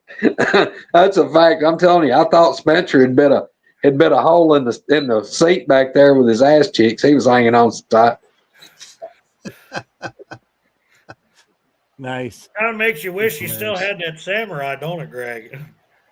Man, that Samurai is the only vehicle I've ever laid on its side, and I slid it off in a rut, just like where we was the other day. But it was red clay, and the tires spun about a half a turn, and it went whoop. Yeah. And it me and a buddy of mine, my buddy. Well, at that time I was about 290 pounds, and my buddy was about 350. So we looked like sardines in a can in this thing anyway. One of them little Suzuki Samurais. But I had it on 33 inch buckshot tires, and of course they owned a machine shop, and we'd soup the motor up in this Samurai. It had about twice as much horsepower as it was supposed to have. But that thing gets like slow motion. He slid over and it boom, and I'm like leaning on him, and he's against the door in the ground. I said, "This is gonna be fun." He said, "What are we gonna do?" I said, "We're gonna winch it out." So I finally got the door open enough where I could climb out the top, and I hooked the winch across to my left, started winching it, and it pulled it back up on the wheels and turned it. Well, I undone the winch and got in there and started dogging it and come out, and here we went. So yeah, I've been in some predicaments, y'all. Yeah. Very few vehicles have I ever owned in my life that was not 4-wheel drive. It wasn't? Yeah. Well, no, that Samurai was, but that's what I'm saying. Everything I've ever had just about has been 4-wheel drive. I've been in a lot of hairy stuff. Yeah, 4-wheeling's fun. Oh yeah. Mm-hmm. it can be expensive, but it is That's what fun. I was gonna say. Yeah, the most dangerous part about four wheeling is the danger to your checkbook and your billfold. Yep. Yeah, right. Yep. And you've Need a had dune plenty buggy. of fun ones, haven't you, Greg? Mm-hmm. Yeah, there was a place in Russell, Alabama. It was called King's 4x4s. I got to where I was calling over there buying parts off, and when I called, they knew who I was when I called, and that was before caller ID. I was like, "What'd you break this weekend?" I was like, "Well, I need a hub, or I need a axle assembly, or I need this." You know, I've had a bunch of Jeeps in my life, and I think I've had 6 different Jeeps. Some of them I wish I'd kept. I had a 1976 one of the Levi editions, and this was the Golden Eagle. That thing was OD green and had a gold eagle that covered the whole hood. Man, that thing would have been. It was a nice Jeep, but a guy came up back then and offered me about twice what I thought it was worth, and I couldn't resist selling it. And that was stupid. I should have kept it. You've gotten some crazy deals on people wanting to spend big money on your stuff, haven't you? Sometimes, Jeff. I mean, I'm a bargain hunter, and sometimes I'll have people come up and say, "Man, I'd like to have that." And I said, "Well, it ain't for sale." And I go, "Well, man, I'd give you blah, blah, blah for it." And I'm like, "Well, okay." Yeah. Money talks. That's right. You ever have an international scout? I almost bought one. I've had 2 of them, Jeff. That was one of my dad's first farm vehicles when he grew up at his uncle's They're place. tough. They're tough, yeah. but they love gas. That's the only vehicle I've ever fell out of while I was moving, and I was the driver. Yeah. Straight down. Right? Yeah. I was going across our pasture, and this place had washed out. It was in the grass, and I was going to the driver's side front corner was going down the hill, and I was going at an angle. Well, the front tire dropped off in that rut, and when it did, it slung me under the door where the door latch didn't hold, and it pitched me out the Scout. I went rolling down the hill. Well, the Scout went ahead and went through the ditch and was going down through the pasture, going dun dun dun dun dun dun dun dun dun, dun.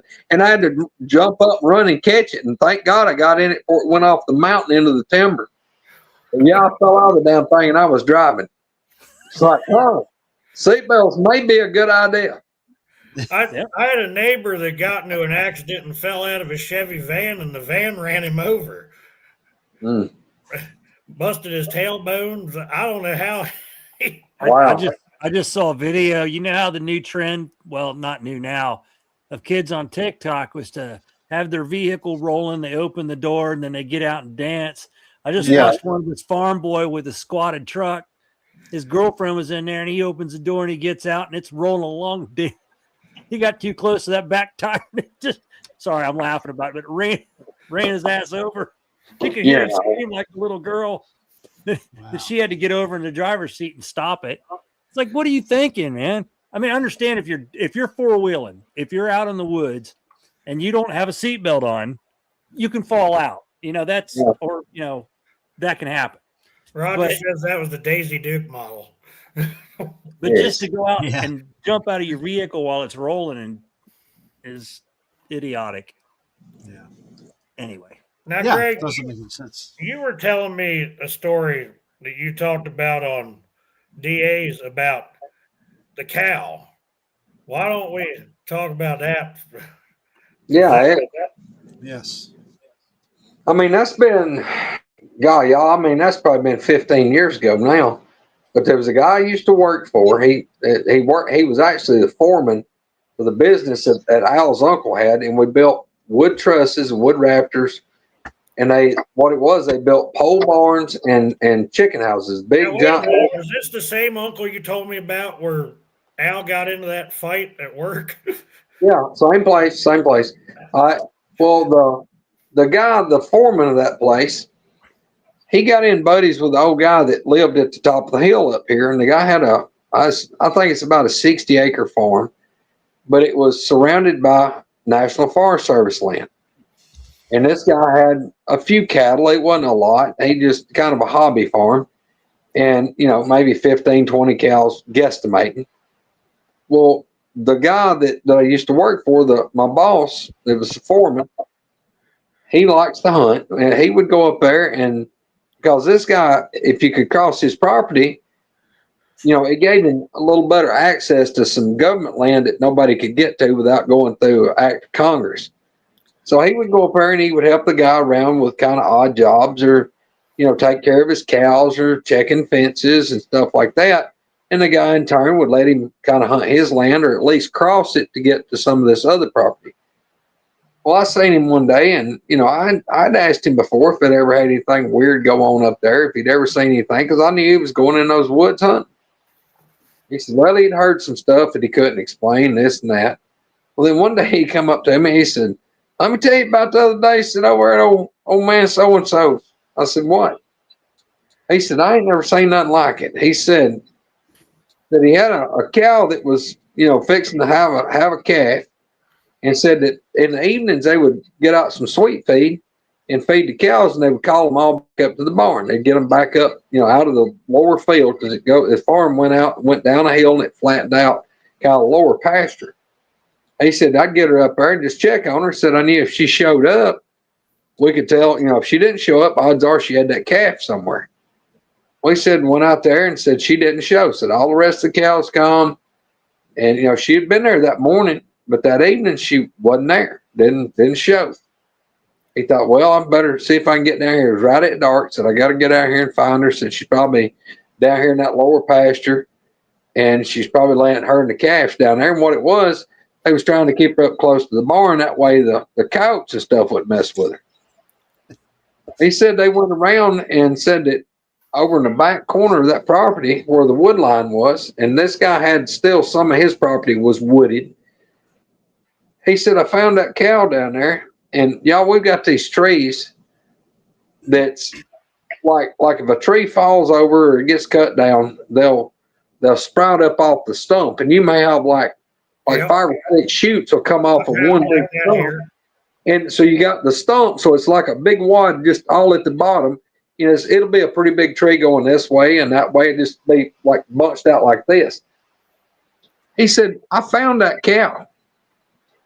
And he said that cow, where those big, the trees was coming out of the stump, said that cow was like it had jumped and come down in between some of them trees, and said she was wedged. Said it was just like you had shoved her down in there and had her caught in the middle like a rib cage, front half sticking out one side and the back half sticking out the other side. And he said something had ripped that cow open, and the calf was gone, and most of the insides of that cow, everything in it was gone. He said there wasn't nothing on the ground. Said it wasn't there. He said, I still don't know what done that. He said that's the weirdest something I've ever seen. I said, where that was it flat ground? Do you know, Greg? Yeah, it was pretty flat down there in that bottom. And that cow wasn't touching the ground either, was it? The way I understood him, it wasn't touching the ground. Yeah, so I mean, it wasn't. I'm not talking about 5-6 foot in the tree. I'm talking about still down at the bottom. Yeah. But he said that cow was hung up in that where it went up, branched out there where it was wedged. But he said they never found no sign of the calf or anything. Said it was just gone. And for anybody that doesn't know a Holstein cow, a Holstein weighs about close to 2,000 pounds when a big one. And just the fact that thing was stuck up in a tree like that. Yeah. And with calf. Yeah. Yeah, but he said that thing was wedged, and he said, man, that was creepy as hell. He said, I don't know what to make of it. I said, well, if I told you, you probably wouldn't believe me. So I mean, I don't know what happened to it. I just know that's really, really odd. Yeah. Sure. But from where I'm sitting, it's nearly exactly a mile to where that farm. Well, it ain't that far. I guess it won't be over 3/4 of a mile to where that farm is. It's really, if you turn and go out, it's the first residence past where my place is here. It's just woods between here and there.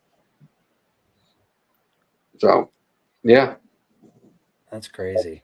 And the property that joins that on one side, that's the same property that I leased for about 7 or 8 years. And that property there, from where that farm is, where that boy said that happened, it won't be over 300 or 400 yards from where he was talking about the cow was at, to where my daddy, we had a green field, and that's where my daddy saw one of these things step across the trail.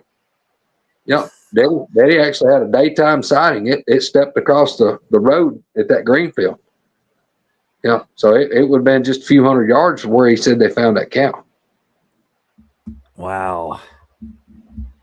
Yeah, I've never heard of one like that. I've heard of some pretty crazy stuff, but a Holstein cow and a damn tree with the calf tore out of it is. That's pretty wild. That's for sure. Yeah. Yeah, you need to talk to that guy next time you see him, Greg. Yeah, I'll see him every now and then. He still lives around here. I just don't hardly ever see him. I'll see him. I'll see him before long. I'll quiz him about it and see what he can remember. Like I said, that's probably been guesstimating probably 14, 15 years ago at least. That's definitely something that would stick in my head. I can tell you that much. Oh yeah. And the fact they didn't find any sign of anything, because you figure if it's a coyote or something like that, was the area bloody, and did he say anything about that? Or Chad, I don't really remember. I don't. I just remember him talking about how that there wasn't nothing there. You know, he talked just like you took a vacuum cleaner and sucked it dry. Wow. Chef Okay. Troy's. Roger said, "Tell him about the story you overheard at Chef Troy's." Yeah, we were down there the other day eating it. Y'all, that's a little restaurant that's just right here. I mean, it's a mile and a half, probably 2 miles. Roger and Peyton had came down, and we were just plundering around, and that been last Friday was a week ago. And that's when we went doing extreme off-roading, and I was showing Roger around, showing him where I've had some of my encounters and letting him where he could really see what the terrain looked like. And, you know, I'd tell him, well, this is where I was at, and this is what happened here and there. And anyway, we went by this restaurant down here, and we went in, and there were several people in there. I mean, there was probably 20, 25 people at numerous tables. And there was a table where we decided to sit. We were sitting at a little square table for 4 people, and it was, you know, us 3. Well, right there behind where Roger was sitting, it had been to Peyton's right side and straight in front of me. But there was I don't know, it was probably 6 or 7 people there that looked like they were. A couple of them was probably the mom and the dad, looked like they were probably in their upper 40s, early 50s. And then there was like 3 boys there. And I figured one of them, maybe 2 of them was their sons and probably one of their buddies. And then they had like probably a girl or girlfriend, and there was another boy and girl that had like a little baby with them. So it was a pretty good little crowd of folks, like a family group. And I was talking to Roger, and Peyton they had said something. And Peyton's like, he said, "Did y'all hear what that guy said?" I said, "No, I wasn't even paying attention." But them boys was talking about and these guys looked like they were probably 18 to 22 or 3-year-old, maybe. They were talking about, one of them boys said, "Yeah," said, "so-and-so was over here hunting and said he saw something that scared the piss out of him." It's like, "Well, what do you mean?" He said, "Well, he's pretty damn sure he saw a Bigfoot." And then they were kind of chuckling about it and this and that, and which of course we didn't ever speak to them. We probably should have, but that's what they were talking about. Just casual conversation at that table. I mean, they damn sure didn't know who we were. I didn't know any of them. They were probably some of these people around here close. It's either coming here to hunt, or they may have a cabin on the lake or in the forest over here somewhere. But yeah, I don't know who they are. If I ever see them back in there, I'm gonna go up and introduce myself and talk to them. Now, Billy had told me that one of the last times he was riding around down there with you, that he seen something white stand up behind a old corn crib or something while you guys were in the woods and run off. Yeah, Billy said that we came into one of my grain fields, and that grain field's 12 to 15 acres, I guess, and all the way across it, it's, I don't know, it's probably 375 yards or better. So we came in one end of it, and the corn crib was on the far end in the corner. And Billy's like, what is that? And I never saw it. He said, there was something standing there by that corn crib. Said, I seen it take off in the woods. I didn't see it, but he said, I'm telling you, he said, it was something. He said, I don't know what that was. So, yeah, he saw something take off. Yeah. Oh. But like I said, y'all, I mean, I don't have them on a string. I can't tell somebody come here and I can guarantee you'll have an encounter. There's been people come here that never had nothing happen. And I've had people here that it may be everybody that showed up for 4 or 5 times in a row is like, oh my God. I mean, Yeah. you just don't, I don't never know when they're going to be here. I don't have a clue. As long as everybody respects Yeah. the fact that you don't want to mess with, don't know hoop and holler and all that shit. So, Well, here's the deal. I mean, I kind of understand it because I have all these people that don't know me, don't know nothing about me, and they hear me talking about this, and instantly it's like it pops in their head. Well, by God, if I was me, I'd do this. I'd have cameras, and I'd put up this, and I'd do that, and I'd bait them up there. Well, you know what? You know what? I may be just a damn old dumbass hillbilly with a hell of a damn IQ, but what I've been doing has been working because I let them do their thing. I do my thing. I try to kind of ignore them, but kind of pay attention. I get the encounters that they want me to hear, to have. I hear the things they want me to hear. I see the things they want me to see. And undoubtedly it's working because this has been ongoing for 25 years. Mm-hmm. And, you know, all these other people have these, well, we're going to go super high tech and we're going to do this and we're going to put out cameras. Well, first part, if you put out a bunch of damn cameras and go in there, I think you offend them and they figure out that you're trying to do something underhanded and pull something over on them. Well, you're either going to run them off or piss them off. And I've been lived around them and then pissed off. That's not a good place to be. I think you're betraying their trust and they know it. I think what I'm doing is kind of a baby step method of, sure, I mean, I don't know what they're going to do from one time to the next, but what I'm doing apparently is working. Yeah. Yeah, and you've been out with the guys that know what to do, so you've been lucky to Yeah. have the kind of information that you get because I can't imagine having to deal with that and not having somebody like that to lean on. Well, that's just like, I'll give them this little scrap of information. Everybody wants to run around and beat on trees. Oh, let's beat on a tree.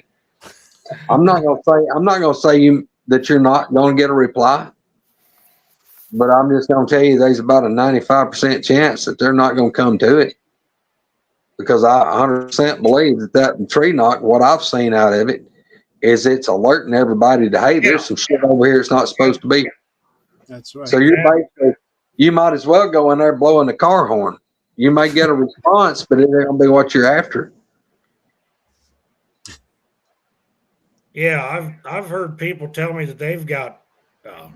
Let's say it was Barry said that he had set a recorder out somewhere, and you could hear like a car coming down the road, and you heard a knock over here and a knock over here before that car even pulled up to where where they were.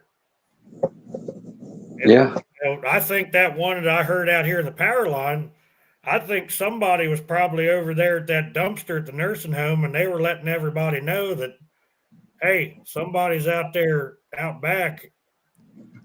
Probably one of the nurses on their smoke break or something. But You got a golf course behind you too. Anything could have been going on over there. Who knows? well, 10:30 at night on a Sunday, I don't mean that. I'm Yeah. saying if they were warning something, it could have Yeah. been something from over there. I mean, there could have been somebody out on there could have been ground maintenance out there. It could have Right. been. Right. Well, all right. Let me go back. We'll touch on something we talked about earlier when I was talking about those things buzzing. I call it buzzing me. And I told Kumbo, I said, this is not like like I said, he experienced it too about 7 or 8 years ago when he was over here with me. And, we kind of, our theory on it is it's not an infrasound, it's an ultrasound. It's like where an infrasound is like a long, low wavelength. This is more of a high wavelength, and it's kind of more of a hyper sound. And I really think it disorientates you. I think it absolutely it does something, because it's absolutely painful when it hits you in the ear, directional in your ear. And that's what's so weird, y'all. I mean, it's almost like somebody's shining an invisible flashlight that causes pain. And if your head lines up with it, it goes in that ear hole. It's not good. And if it kept doing it very long, I don't know. I mean, at least you're gonna have a busting headache. Have you noticed any effects from it, like a tinnitus type situation, or? No, not really. It just, I mean, it's bad enough that, let's put it like this. That would be the sound, like if you were sitting somewhere, and that to your ears would be like if you were in a welding shop and somebody struck an arc and you're looking that way. It's like, you're not going to sit there and look at it. It's about the same thing, but the sound is to vision. Okay. It's like instantly, man, I can't take that. It's bad. Okay. Wow, that's interesting. That is very interesting. Yeah. It's really interesting when you're out there by yourself. Yeah, I bet. I just remember you telling us that after it happened, and I'm like, good Lord. All because you had to go get your canning aluminum out. Yeah.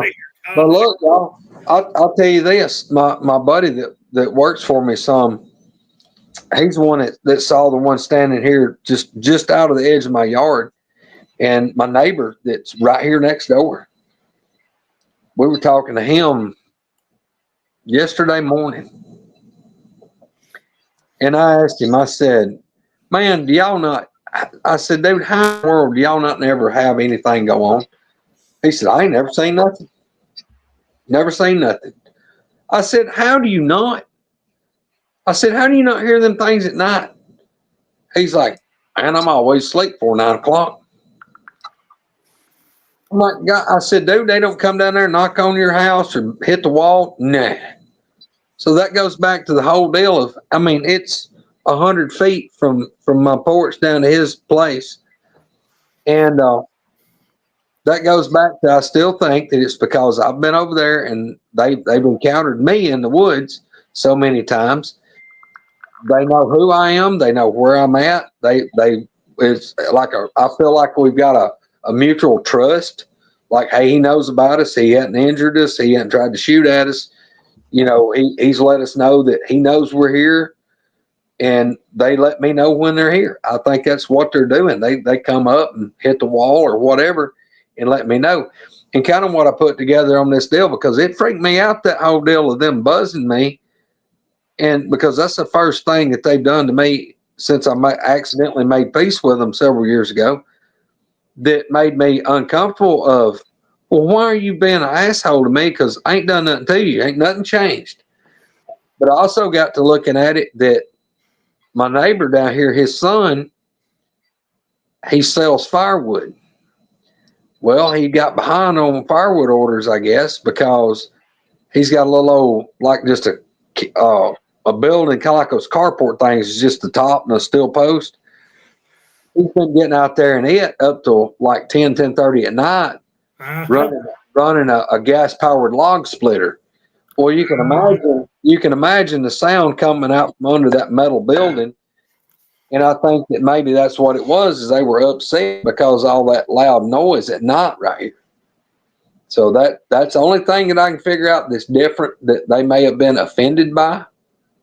And I mean, but now, maybe they think that I've got some control over it, which I don't. I mean, that's his land. He can do what he wants to. So, but yeah, we've kind of joked about it. It's like I'm waiting on his boy to be out there splitting firewood. Next thing he knows, he looks around and one of these things standing in that shed with him. I put up there. Turn that log splitter off real quick when that happens. Patrick said, "Look what happened in Venezuela," and I know why he brought it up is because of the direct energy weapon they used. Yes. Maybe something like that. They have the ability to do something. If you're getting hit Yeah. on one side and not the other, and then you turn and then you're hitting this one and not. Maybe that's something they have besides infrasound, that they can do. That's the crazy thing about it. And I mean, Coonbo can testify to it. Cheryl Corntassel, Troy Allen, all them boys can absolutely testify to what I'm telling you. As humans, like, our ears, we pick up stuff that's, that's what gives you, it's kind of like surround sound. That's how when you hear something, you know where it came from. Having two ears, you can hear it. It's kind of like losing depth perception if you just had one eyeball. Yes. You've got two ears that work good. That's what helps you focus in on where a sound comes from. This, like if we hear something and you turn toward it, a lot of times you can hear it better because both ears are getting it equal. Well, this right here, if you turn in that direction, you're like my nose is pointing where that sound come from. It's gone. You cannot hear it. But as soon as you turn, like if it was my computer right now buzzing, and me facing it, I couldn't hear it. If I look this way, that ear facing it, it would be killing me. And I could go back like this, couldn't hear it, go this way, and it would be the other ear. This ear right here would be getting hammered. Now I'm like, so if I lay in bed, if I lay on one side, I can hear certain tones that I can't hear out the other side. You understand what I mean? So I can lay there and hear a fan. Yeah. But when I flip on the other side, I can't hear that fan as much as I can out that other side. Yeah. So I get what you're saying there. That's for sure. Yeah. But it's crazy, man. I mean, I've tried to explain it like this. If somebody was squirting a garden hose wide open at you and you turned your ear that way, it would be hitting your eardrum. Well, if you turn it this way, it's not hitting. And if you turn this, it's going to get that. It's like it's a directional sound. Right. And it's like it's a focused directional sound. So. Yep. Yeah, maybe that's where we got the technology. Who knows? I don't know. I remember the stories about Coonbo talking about playing with that sound stuff. Yeah. Oh, yeah. Yeah, they mess with all kind of stuff. That's like the infrasound. You can have a air conditioning system that the wrong fan blade on it. You can't really hear it, but it'll mess you up.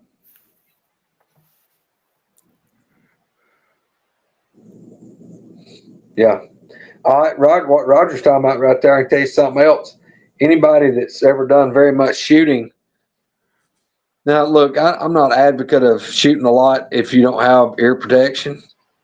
But one thing that you can do, if you're shooting a gun, you're going to shoot one, and you don't have earplugs or time to put earplugs in, if you're sitting there, like if I was going to shoot my 357 Magnum, if my mouth is closed, just shut, and you shoot, but you can take and open your mouth, like before you fire that gun, just open it a little bit.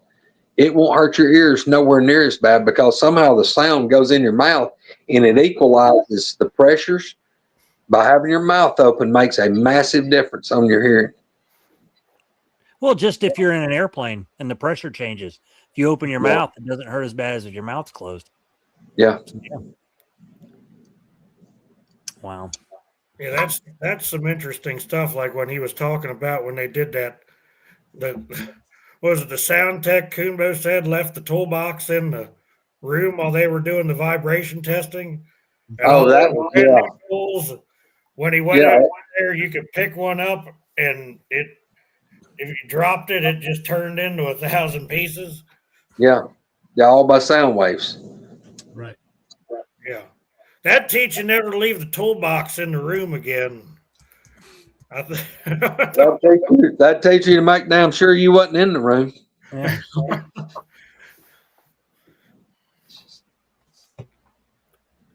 Yeah, and especially like you were talking about the sound waves. If you're ever shooting a big bore, like a 50, and you get off to the side and you get that concussion wave that comes off of that thing. Oh yeah, it's horrible. Yeah, we were shooting a semi-automatic Barrett 50 BMG over at my buddy's landfill. Man, look, now if you'd stand like where whoever was laying on the ground, laying prone, shooting it, if you could stand about where their feet was, straight behind the rifle, and they could shoot it, and it was fine. but you better not step about 5 or 6 feet to the right or the Yeah, left. because you're getting that blowback. Man, it'd make your clothes like flop in the wind. It like when it hit, your shirt would flop. Yeah, It's like it's them old rocket launchers they used in not World War II, but Vietnam. Don't stand directly behind it because that's where the backblast is going, yeah, and you're going to be in a world of trouble if you. yeah, boy, but that 50 BMG, well, it's got that muzzle brake. That's what it does. It blows a lot of that pressure back to curb the recoil. Even And a it lighter rifle, a smaller big bore, you stand out to the side with that muzzle brake it'll deafen you. Oh yeah. Well, y'all, I don't know if we've covered anything worth a flip. Maybe everybody won't be after some pitchforks and torches. Well, hell, we had like 83 people in here. Actually, 87 or 88 was the high. So that's pretty good. Greg's a star. Greg is the star. How about all that? But hey, I'm here. I mean, But we can talk about paint drying and still get, Yeah. But yeah, y'all, I mean, I've had people ask me a bunch of times, well, how come you don't get pictures? How come you don't do this? Well, what am I going to prove? If I had one of the clearest pictures ever, there's nobody going to believe it. You've got the Patterson Gimlin film. What do you want? What do you want? I mean, you got that, and the way people, all the UFO footage, nobody believes that. Smart people do, and they're fessing up to that, and people still don't believe that. And still people don't believe it. So I get a lot of people don't believe the government. But still, it's true. I'm one of those. Sorry, but yeah, it's. I like what you do, Greg. I like the fact that you don't have people, investigators on your land and everything, and trying to keep it, your place and maybe make a relationship. Here's the thing, and that's what I've tried to explain to everybody is, look, I can't afford for somebody to come here and do something absolutely asinine and stupid because they don't know what they're doing and stir these damn things up where they can get a little, a 20, 30-second recording of a sound that they're still not going to prove nothing with that is going to piss these things off and mess up everything that I've been doing for 25 years. Yep. Right. Exactly. I mean, I can't. I'm not going to leave. This is my second home right here, and I don't want somebody to come here and basically, for all practical intent and purposes, basically burn it to the ground for me because they mess it up where I couldn't stay here. No, I'm not about none of that. Now, I'm super proud of my buddies that's come and people that I trust and that's actually listened to me and come here and listen to what I told them, the do's and do nots, and they follow that. And then they've had encounters, and some of their best encounters has been right here at my place. Now that's freaking awesome because that validates exactly what I'm telling them. And people that don't believe me, I say, well, okay, well, ask so-and-so or ask this guy or ask that guy because they come here, or hell, ask all of them, see what they tell you. I don't, and luckily a lot of times too that when I had encounters, there was somebody there with me hearing the same thing or seeing the same thing I was. So, they don't have to just take me at my word. There's a bunch of people who can sit there and vouch for me. No, I have not seen any what I call UFOs, and I hope like hell I don't want to see no. I hope I don't see any UFOs because I don't want to see no UFOs. That's right. I think that's more creepy than having to deal with a Bigfoot or something. Yeah, I don't care nothing about none of that. I don't know how many bullets it'd take to kill a little green man, but I know how many I'm going to use. Hey, you'd be the first one to find out, though. Yeah, Verax, I just sent you a message here in chat. I'd like to know if you're available next Tuesday. I'd like to get you on. Yeah, look, y'all, I ain't about no damn anal probing. That shit ain't happening. No, hell no. Mm-mm. Have you had anything happen at your other house, Yosemite Sam, if they abduct him, he's going to be up there. Jeffrey. Huh? I asked now, Gary, at my house, one time a few years ago, I'd come outside to get in one of my vehicles, and I heard a scream / howl, and it sounded like it was a mile away. That's the only time that I've ever heard anything at my home. that I thought was even remotely Bigfoot related. And it's 7.5 miles away. But I just really know I hadn't in my house except that one time. Okay. That's good What were you enough. You going to don't ask me, need any Jerry? more. Huh? What were you asking me, Jerry? I asked Greg a question. You Oh, I started thought you were talking over talking to top me. of all of it as usual. So. you're Get him, gonna Chad. have Get to him, get Chad. you're gonna have to get a ruler, Jerry, and make a hose hand out. No. Well, I'll just get Patrick to poke him. that was whacking me with Yeah. that stick. But Patrick and I were both equally as tired that evening, so I don't know how I managed to stay on as long as I did. Yoder, Greg, find out Yoder. Greg, do you believe the boogers have anything to do with UFOs? Man, like I said, I can't really comment on that because I've never seen anything. I've never seen any kind of UFO activity, which like I don't go out looking for it. I don't care nothing about seeing it. I can't really say. I'll say this. Do I believe in UFOs? Sure. There's too much evidence and too many people.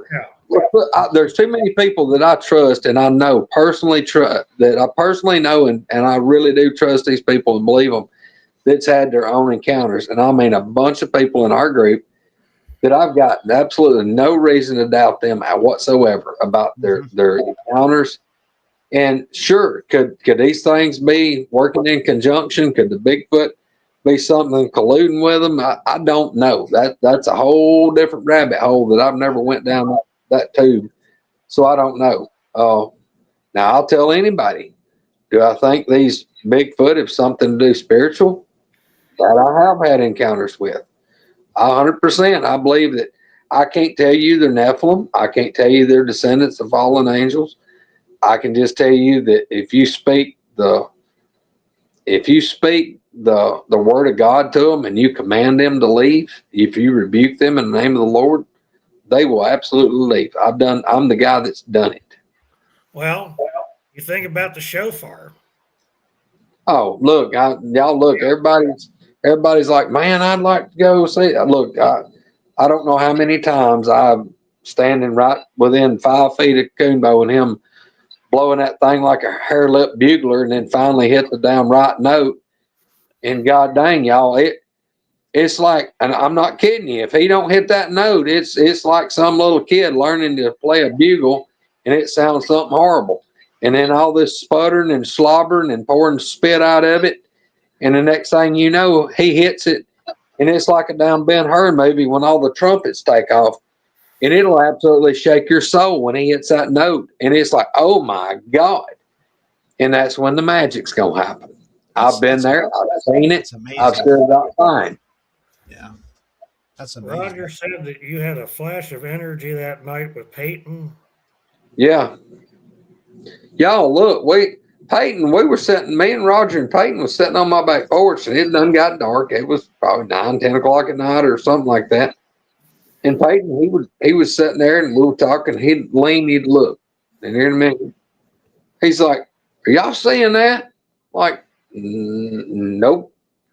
Man, I keep seeing something. Said it's like a light. Said it'll just be there and it'll move a little and it just goes out. And then it'll be there and it's moving different places. Was it an orb? I'm not sure. Because look, it's wooded between here and the river. And when he first saw it, it was a lot closer to my yard right here. And it would have been like up in the trees. Well, by the time I saw it, where this thing was at, it was done like where the hillside went down and say, we're up here and the hill goes off. This thing kept going and going away from us. And where it was at, y'all, this thing would have had to have been 150 feet vertical off the ground over the river. It was just like it was floating. And when I saw it, it honest to God looked like somebody had an old, I had one hanging up in here. The old lanterns where you got a wick and it's burning like a little bit, like a kerosene lamp. Yeah. That's, how they're kind of an orangey white looking flame. It'll get dim and it'll brighten up. And all right, look, that's what I saw. For me, that's what I saw. It looked like the globe with a a burning wick in it. It wasn't just super bright. It wasn't like just a big like streaks of light coming out of it, but the thing looked like it was like wobbling and floating away from us. I don't have a damn clue what that was. All I know is it was awful weird.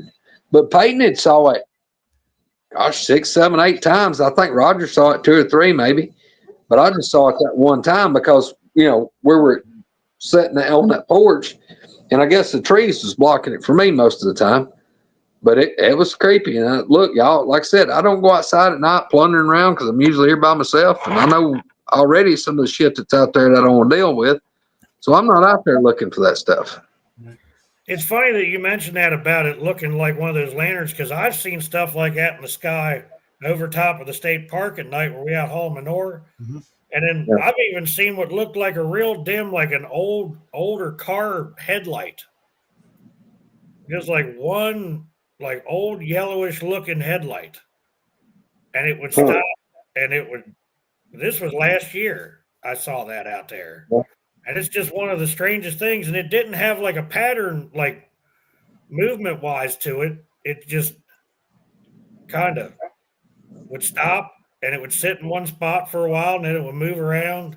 That ain't nothing that I've ever seen. Well, what I remember, what we saw out there, it wasn't like it was a beach ball size. It looked like it was, this big for me. That's what I would guesstimate, judging by which it's out over the creek. I mean, I can't say exactly the distance, but it's probably 7,500 yards from us. But it looked like to me what I saw was about this big. So yeah, it was weird. Yeah. Yeah. But now the only other time that I've ever seen an orb was down there at Hollins, and what I saw down there was red. Now I'm talking about this thing was bright red, and that thing it's like you had a light hit out there in the woods, and it was just woods growed up mess, and it was like somebody had mashed the brake light on a Jeep. It started off, it looked like it was about that big, about the size of between a quarter and a half a dollar. And it just blew, it come on. And that thing sit there, and then all of a sudden you see it goes whoop, and it gets about that big. It was bigger than a baseball. Now look, I'm like 40 feet from this. That thing just like it swelled up like you blew up a birthday balloon. It just whoop, and it's just sitting there, and it's not moving, it's not wiggling. And it stayed that way for several seconds. And then I watched it just shrunk back down to about that size. And it just like you hit the off switch. It's gone. Oh, wow. But now that thing was bright red. It was as red as a taillight on a car and bright. But was it an orb? I think so. I mean, I'm not an orbologist. That's the first damn time I've ever seen anything like that. That's crazy. That's a good one that Wendell's got. Have you ever heard your name called? Yeah. No, not out of the blue. I had not nothing. Greg ain't leaving the house again if he hears. No, look, no. If it calls my name, I'm probably going to be talking back to it and asking it what the hell it wants. That's what I do with Wanda when she calls my name. Oh boy. We'll start that fight.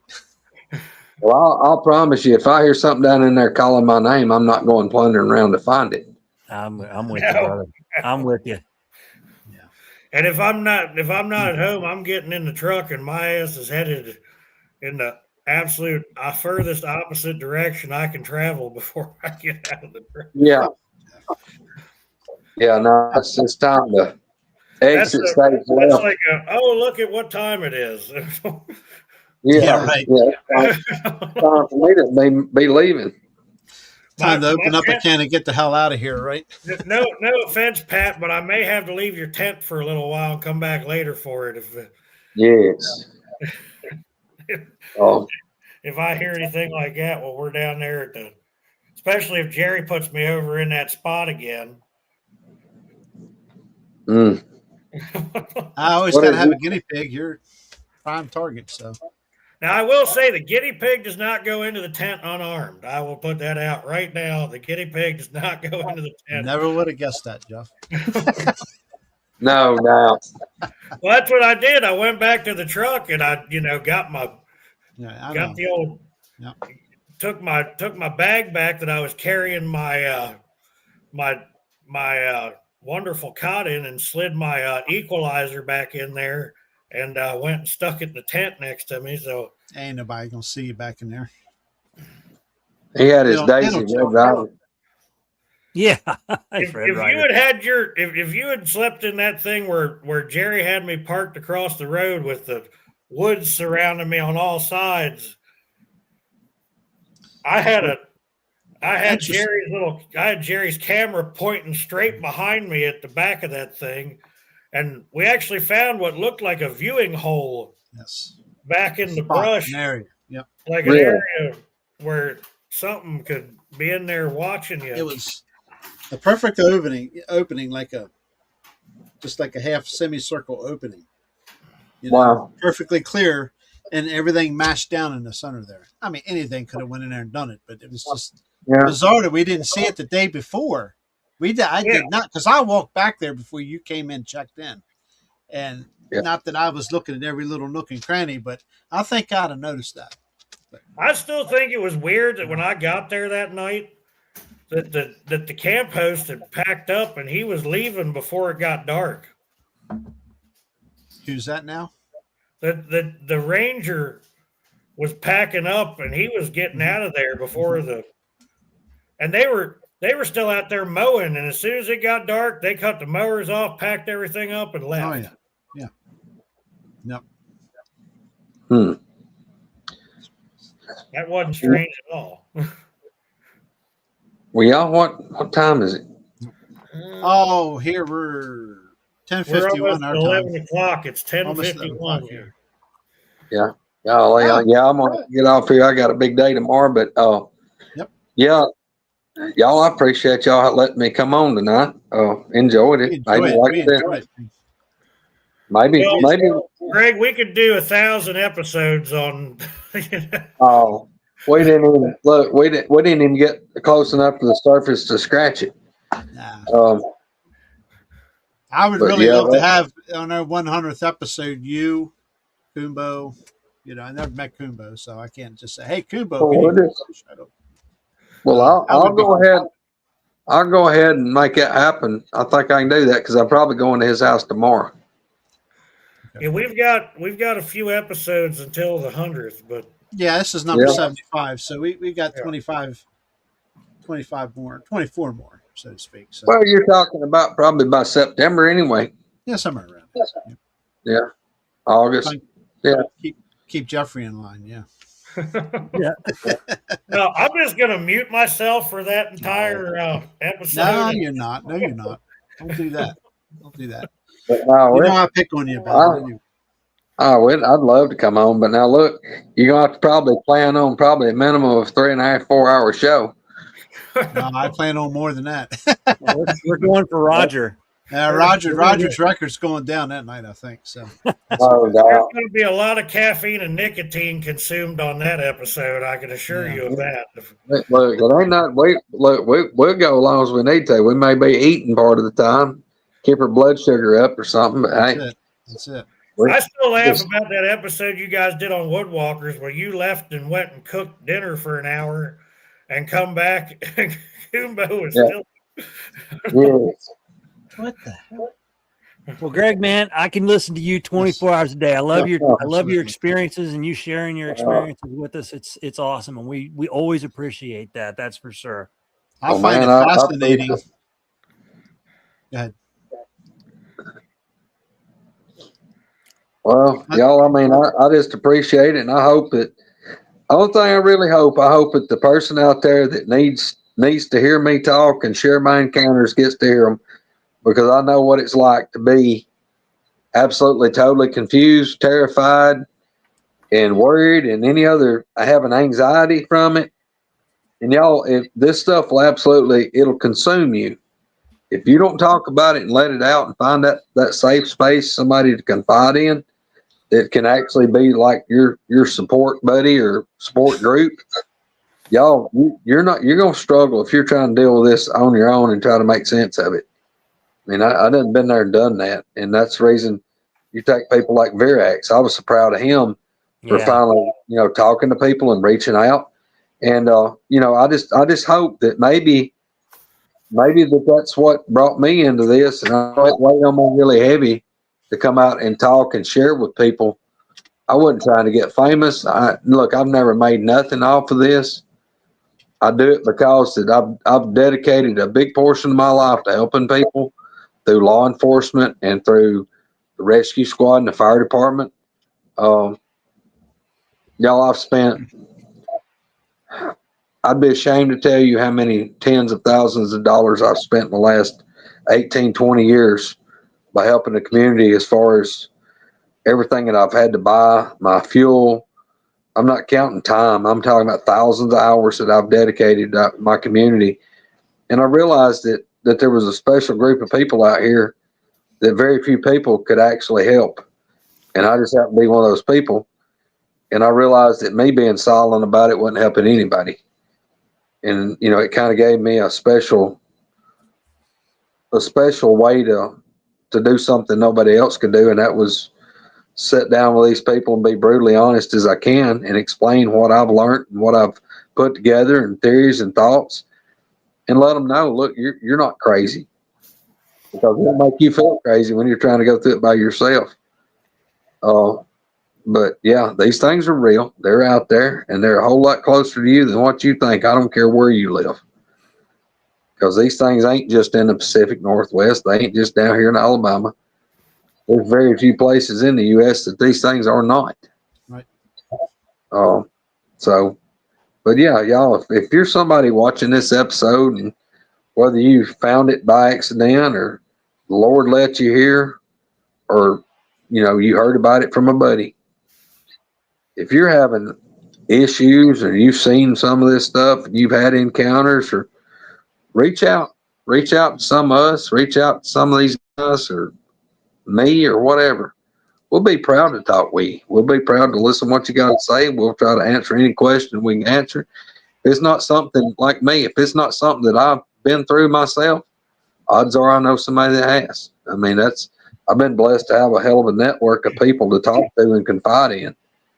I mean, that's just where I'm at with it. I realized that I was absolutely being selfish by being scared to talk about it. So hell with it.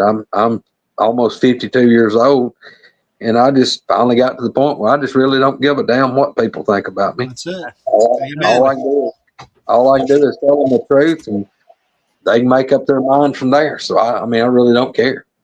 Yep, that's right. Well, that's why I got into this. Good advice. Yep. You did make something off of this. All of this. You made a lot of friends. Yeah, buddy. Chad. I increased my family size. There you go. right, exactly. There you go. Exactly. Yep. There you go. And if it hadn't been for Greg, I probably wouldn't even be doing this. So I can't. I still can't. Well, Enough about you. 100%. If it weren't for Greg and Roger, I would not be sitting here right now. I wouldn't know you guys. I mean, it's worked its big circle of life thing. We're all meeting the people we were supposed to meet. So, and that little feller Spencer would have never called me, and I would have never ended up on. Oh man, yeah. Yeah, it was a good conversation until you brought up Spencer. Come on. Yeah. And Roger, who? I heard the name Roger there. Who are you talking about? No doubt. No, big family. I agree. Yeah, I agree. I just can't get over it. I mean, I really can't that we're all here now doing this. Yeah. Yep. That's what I keep saying, Jerry and Jeff, y'all got to come to a meet and greet, because I'm telling you, We will. I don't care what in your mind you can imagine that it's like till you get there, and you're going to be like, oh my God, because it's going to be, you'll be blown away, because you'll have people come up to you. And I promise you, when you walk through that crowd, you're going to feel like you've known these people your whole life. Yeah. Yes, sir. I agree. Yep. That's like meeting Mark and Becca and Bud and Angie and Crystal and all the other people I've gotten to meet. I mean, it's just Levon and Yep. In person, the only one I've met so far is Mark and Rebecca, and I don't need to say anything about that. That's Yeah.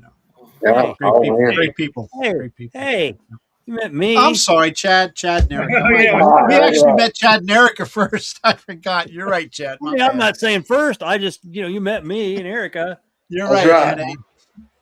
I was expecting a taller person. that was funny. I'm like, how? But Jerry's like, well, how are we going to know when they're here? I'm like, I'm just looking for the giant white beard in the parking lot. Yeah, we were sitting there looking out the window, watching vehicles pull in the restaurant. And all I was looking for was a long white beard. That's what I was looking for. And I said, oh, there he is. There you go. Yep. I'm sorry, Chad. I forgot about that. Oh, brother, Nah, you don't worry don't. about it. Made me feel bad. Well, Greg, now. thanks again, brother. We'll let you get going.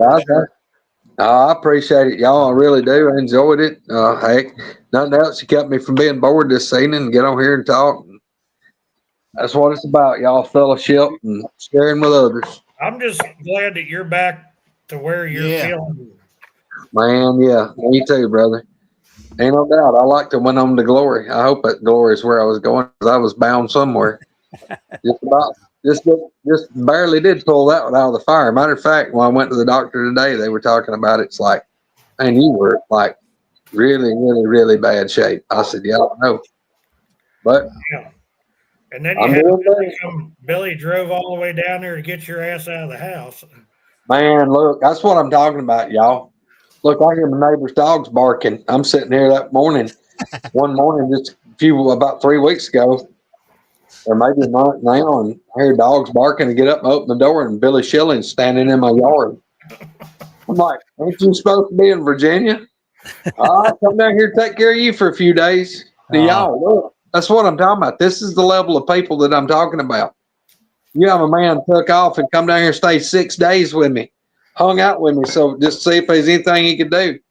But I mean, I really didn't. There was nothing. I didn't need a nursemaid. But buddy, you talking about lift your spirits? Just to have somebody here to have something to do and talk to, and loaf around where I could kind of get in the vehicle. And I mean, I was still weak as water, but man, that's what I'm talking about. These people, Billy showed up just out of unannounced, and I was like, man, what are you doing? He said, well, I come down here to check on you. Man drove 9.5 hours to come down here. That's called a damn he'll good do it friend. again in the morning if he needs to. Yeah. But boy, we had a ball. Everyone loves Greg and Misty, but not Spencer. Oh, we love you. Damn, Wendell. Poor Spencer. He's got quite the fame. Say enough about this group. I mean, Yep. It's a family. It ain't a group, it's a family. I agree. What it is, Wendell just had to look really deep into Spencer's puppy dog eyes. Oh, goodness. Jerry, you got anything else you want to say before we? No, just I appreciate him coming on here, because every time he comes on here, we hear some stories again, but you always learn something from what he says, something to think about. And if it amazes me is his ability to coexist like he is there where he's at with them. So, yep. Anybody goes there, remember that. Leave it alone. Please leave it alone. I'm just there to see Greg. I don't. If something happens while I'm sure. With my luck, I might go out there and do what Kumbo did and pee off the porch, and then decide, well, I think it's time to come back in the house. Yeah, go out and go, I just got growled at. I'm going to have to go in there in the bathroom. I can't pee off your porch right now. Yeah, an Audi will be an innie real quick if you. Well, think about spur of the moment. Spur of the moment. Flat Rock come by just to see me when he's coming back. Because I was on the phone. Yeah. Went out on my porch, and one walked up right there at the end of my porch and started. It was breathing. He said it sounded like a racehorse breathing. And they come back in here, and he's like, I said, "What's something wrong?" He goes, "There's a booger in your yard." I'm like, "What?" He said, "Yeah, it's right here at the end of the porch by the steps that it walked up while I was sitting at your picnic table." He was on the podcast with And us, and I'm he walked listening out to there. him talk about this while we're all on the phone, and I'm like, did he just say that one just walked up to the end of the cabin? Yeah, walked up to the porch right there by the steps. Was breathing. He said, "Man, that thing said it sounded like it had giant lungs, and it was wheezing." I said, "Yeah, that's the way they breathe. Is they'll be sound all raspy like they're wheezing, like they got asthma." And y'all, I'm not kidding. You ought to hear one. It's massive. But I've heard that a bunch of times. I'd be in my tree stand, they'd walk around, and they'd just stop, and you could hear them breathing like it had asthma. And it sounds like the lungs are big as trash cans. I mean, it'd suck in, and I've heard them like her nose is snotty. It'd be like it'd blow out like it was near like wheezing, and like snot its nose. Oh, boy. Yeah, I've heard all kind of stuff. And look, I'm just going to tell you, when you hear that, you're too damn close. I promise you want to be somewhere different. Yeah, that's crazy. But yeah, Go ahead. Do they ever take anything from you there, or do you not leave anything out there for them to take? I don't really leave nothing out there for them to take. And if they take anything, I don't notice it. But the only thing that I really can tell you that they got was when they got about approximately 3 gallons of cooking oil out of that pot that night. There was not a drop spilt nowhere on that porch. Well, there was that bag of food that you left out there when you cleaned it. They took that food that night that I had in that bag. So I guess that's probably it. That's all that I've ever known that they got was that cooking oil and that sack of food. And look, there was a bag of garbage that was bigger than the bag that had the food in it, but they took the one that had the food. Now, how in the hell they knew what was in what, I don't know. But they got the one, and I bet you that one with that food in it, I bet that thing weighed 35 pounds. It was heavy. Yeah, and that was everything that had been in your fridge for, what, a week or so when you were in the hospital? No, it'd been from December the 1st till December 31st. I hadn't been over here. It'd been about 30 days. And I had eggs that was out of date. I had like 2 dozen eggs. There was a gallon of milk, which I poured the milk out, but that jug was in there. But I had a bunch of cheese that got molded. And I thought, well, while I'm here, I'm going to clean. It was some bologna and some hot dogs that was out of date. And there was some food that I had cooked that I had saran wrap over it. It done got moldy in there.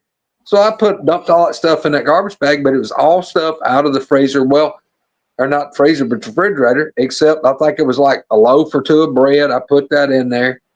But that's what they took. And I'm talking about, it was there about 20 minutes before midnight, and by 10 minutes after midnight, it was gone. Yeah. And that's when the neighbor's dog kept trying to come up in the house. Dude, that dog was about to tear the sidewall out of this house to get in it. I didn't know why. I guess they spooked that dog, but Wanda come in here turning the lights off, and she's holding her nose going, "What is that smell?" I said, "I don't know. I was in a wheelchair. Leg broke in 7 places. I was all in the kitchen." And I said, "I don't know what you're talking about." "Oh, my God, it's horrible." I said, "My God, it's bad." And I told Alan, I said, "Open that door and get that bag of that food and that garbage. Just set them in here. We'll haul them off tomorrow." Well, he opened that door and he looks back in. He goes, looks out, looks back in. He said, "What'd you do with it?" I said, "Do with what?" He said, "That bag with all that food in it's gone." I said, "It was just there. I just saw it 30 minutes ago." And he steps over to the side and he said, "Look." And it was gone. It was sitting against the handrail on that porch, and it's wooden spigot handrail with wood on top. And about while we're discussing that for 15 seconds, while he's standing there with that door open, that wave of smell come in, and when it hit me, I was like, And I looked at Wanda. I said, "I smell it." I said, "You know what that is?"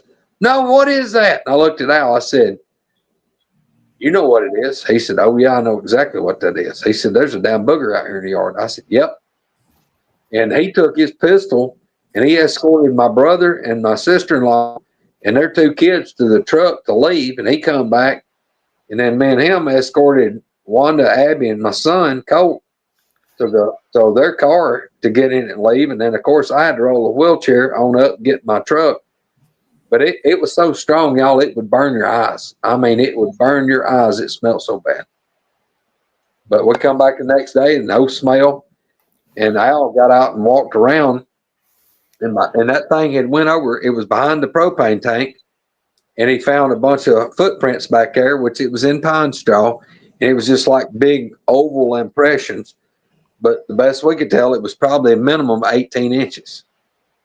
So, but yeah, that thing, and that's where the wind was coming. When I got in the truck, I could still smell it strong, and the wind would have been just barely moving, probably a 1.5 mile an hour wind, and it would have been coming straight from where that propane tank is, and that would have been 50 feet to my truck. And I believe the whole time when we were getting in the vehicles to leave, I think the thing was hiding behind that propane tank. Yeah, and that's a pretty good sized tank. That's a belly tank, ain't it?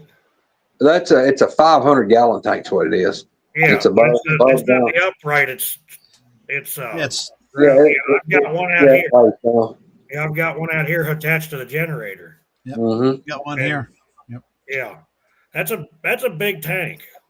Yeah, those tanks are about 8 foot long, or maybe Yep. maybe 10. But yeah, it's set like this. They could Yeah, get horizontal. right behind Yeah. that, Yep. and Horizontal. they could be laying behind there, and you wouldn't even. Well, I mean, the top of that tank's probably 4 foot. It's probably 48 inches at least off the ground to the top. But that's the same tank that Al wound up a year later.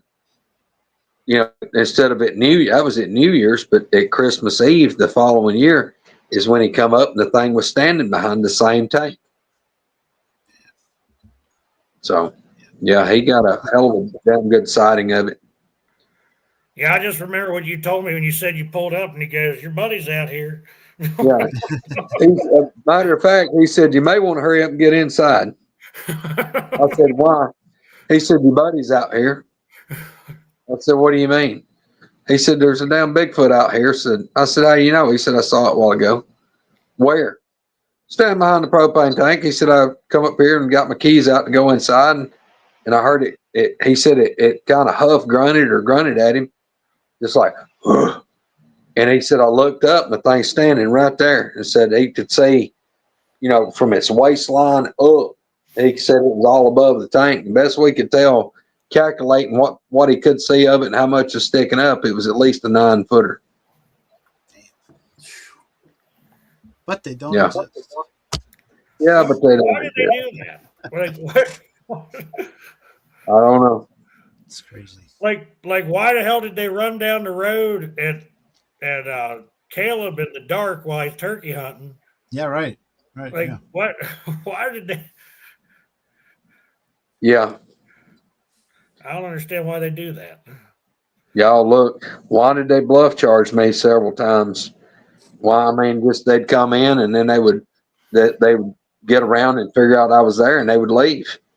And then when I'd climb out of the damn tree stand, as soon as I'd hit the ground here, they'd come running right back to where I was and having a damn fit.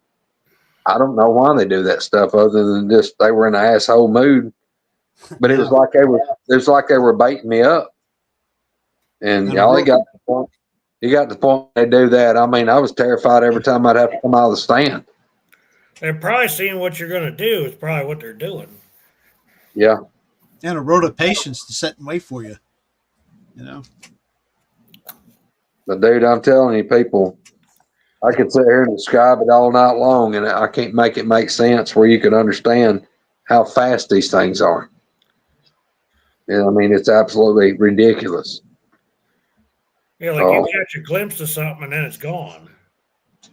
Yeah, or how it can go what sounds 150, 200 yards to a thicket before I could go 25 or 30 yards on open ground. I mean, it's like. I want to know what that smelled like. Between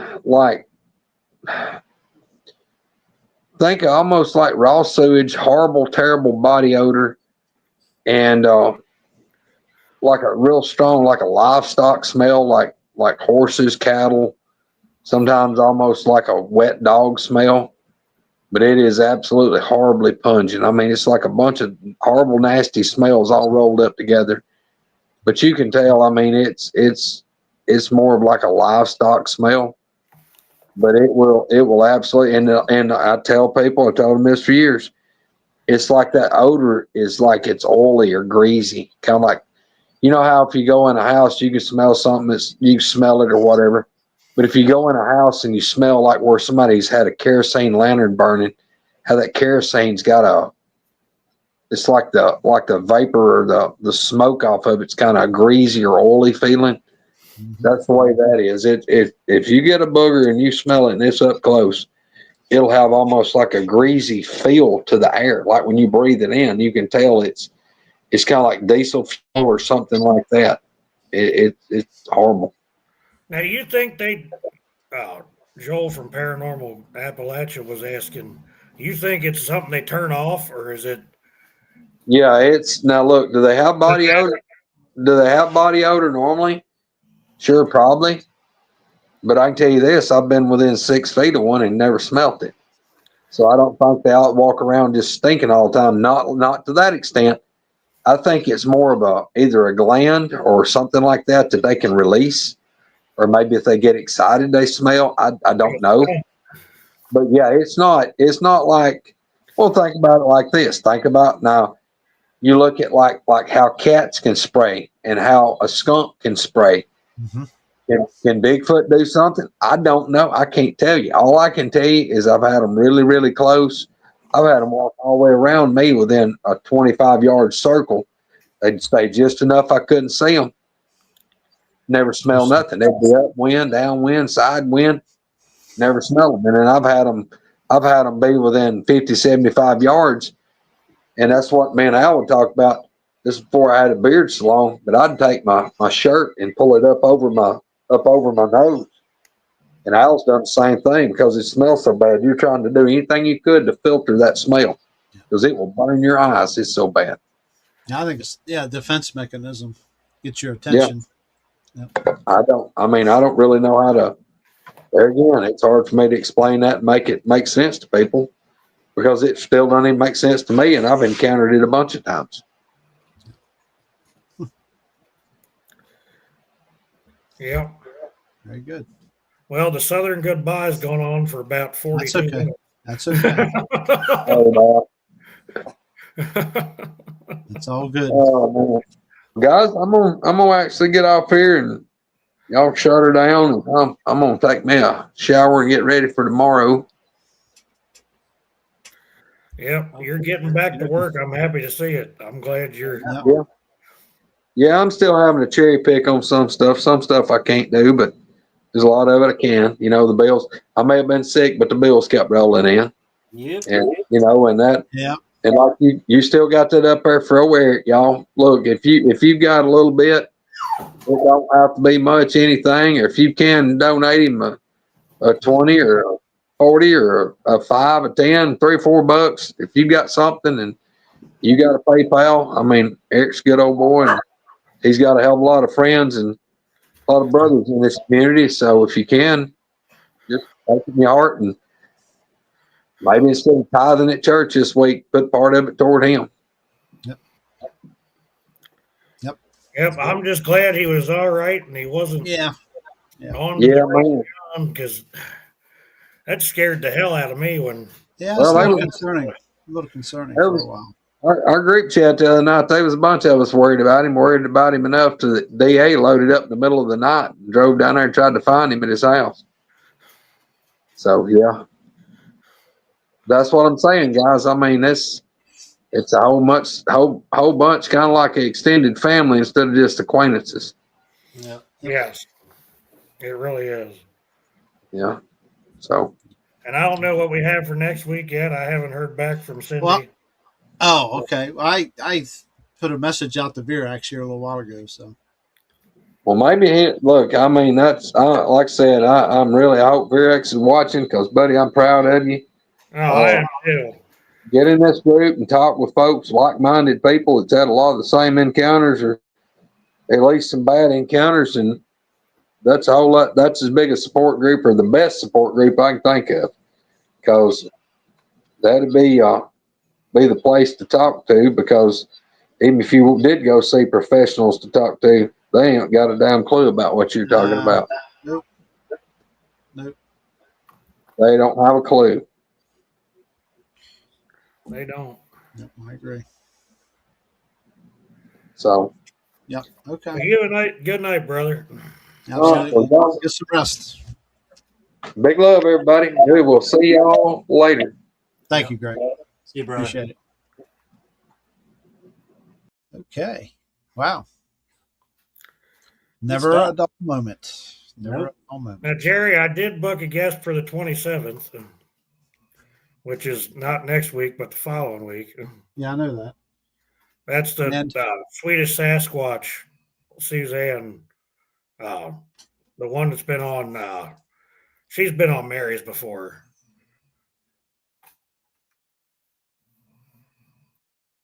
Jerry's thinking. now I'm reading Virax's. Yeah. There it is. Who do you have? Who'd you say it was? Swedish Sasquatch. That's Suzanne. Yep. How do you spell her last name? Hornung?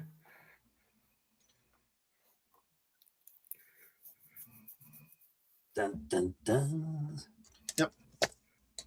Sasquatch. You okay, Chad? Oh, yeah. I'm really digging that white cowboy hat. It definitely brings out the beard. Oh, well, maybe I won't wear it then. Try not to bring out all the white. No, I love it. I'm not a cowboy by any means of the word, but Now, is that a straw cowboy hat? I don't know what it is, but I just know it's made in America. And that's all I care. American hat makers. I've got that one that I got, the leather one. That's an Australian, but at least it's not some other place. I don't know what you could be talking about. Made in China. I know. Hey, I wanted to do a quick impersonation. I want to do with my cowboy hat. I kind of feel like I'm Tex from Texas Front Porch. Gotta have a microphone in your face, huh? Yeah. Anyway, that's it. Okie dokie. That's a wrap. Yeah. Thanks, everybody.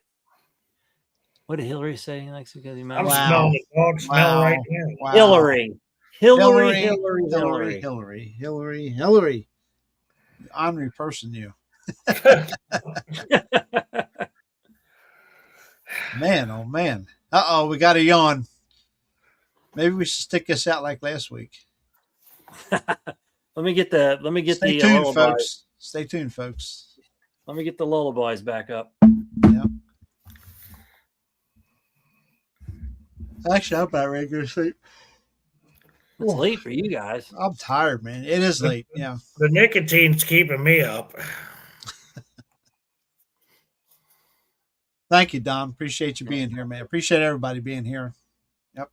Hopefully, we got some word out for poor Greg. Hopefully, everything worked out for him. Eric, I mean. Yeah, Eric. Eric, not Greg. Well, you can help Greg out too. I'm sure he won't mind. Say a prayer for everybody. We all need it. This country needs it terribly. Absolutely. Yeah. Now, dog, where'd you get that stuffed tiger from? Your kid's room, probably. Probably. At least it's not Bucky the Beaver. I actually had to pay for that one. Bucky the Beaver. Oh, Bucky's. Oh, yeah. It's You spent a lot of money in that one little stop, didn't you? Well, it's a no, because I didn't have enough money on me to do that. So, fortunately, I was broke when I went in there, so I wasn't really any more broke when I walked out. You got brisket, didn't I was you? also getting sick, and I didn't realize it, so that might have been part of it. But that was a good brisket sandwich, even though it hurt to eat it while I was driving down the road. Wow. They're hard on you, Chad. I know. I saw that. Jeez. I probably come from Barry. Oh, there's Leanne. Where have you been hiding at, Leanne? Hopefully Barry was watching. He Barry's enjoys it in when I get on Jeff. Barry's always in here, but he never tells me anything until after the show, and then he gives me hell about something. Yeah, he gets a chuckle out of me telling you that when I got to reel you in from time to time. I'm surprised he hasn't messaged me while I've been sitting here, because he likes to do that while we're off.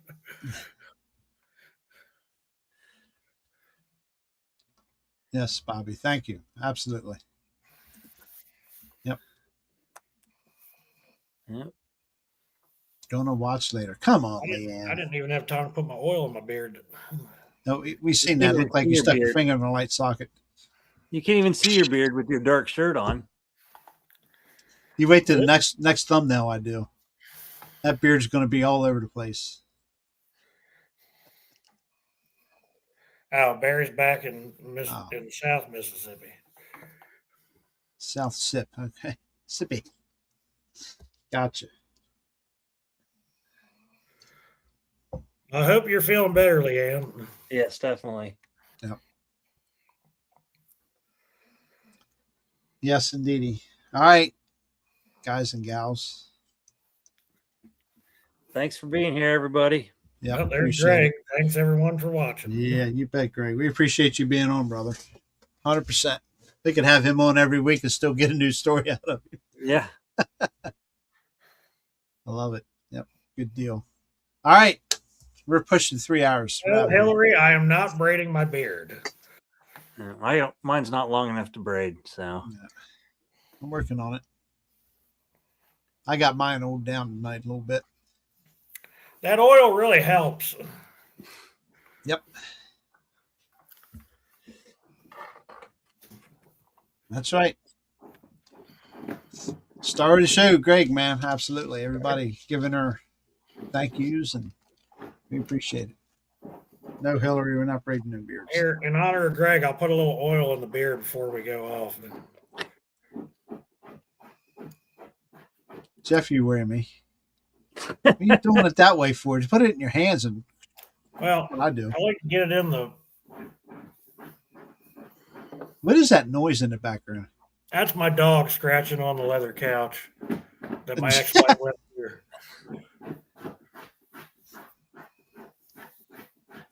I'm going to have to give you a couch next, huh?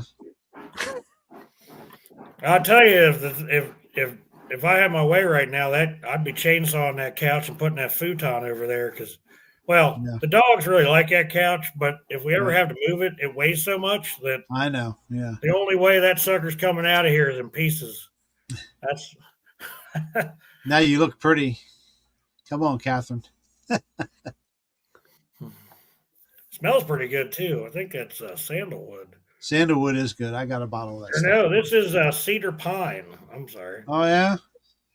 Yeah, I got Mine's, sandalwood. I got sage. you get the tobacco, the what's that? Something tobacco. It's awesome. This is from Viking Revolution. That's the expensive stuff. I bought it off of Amazon. I think it was a 3-pack.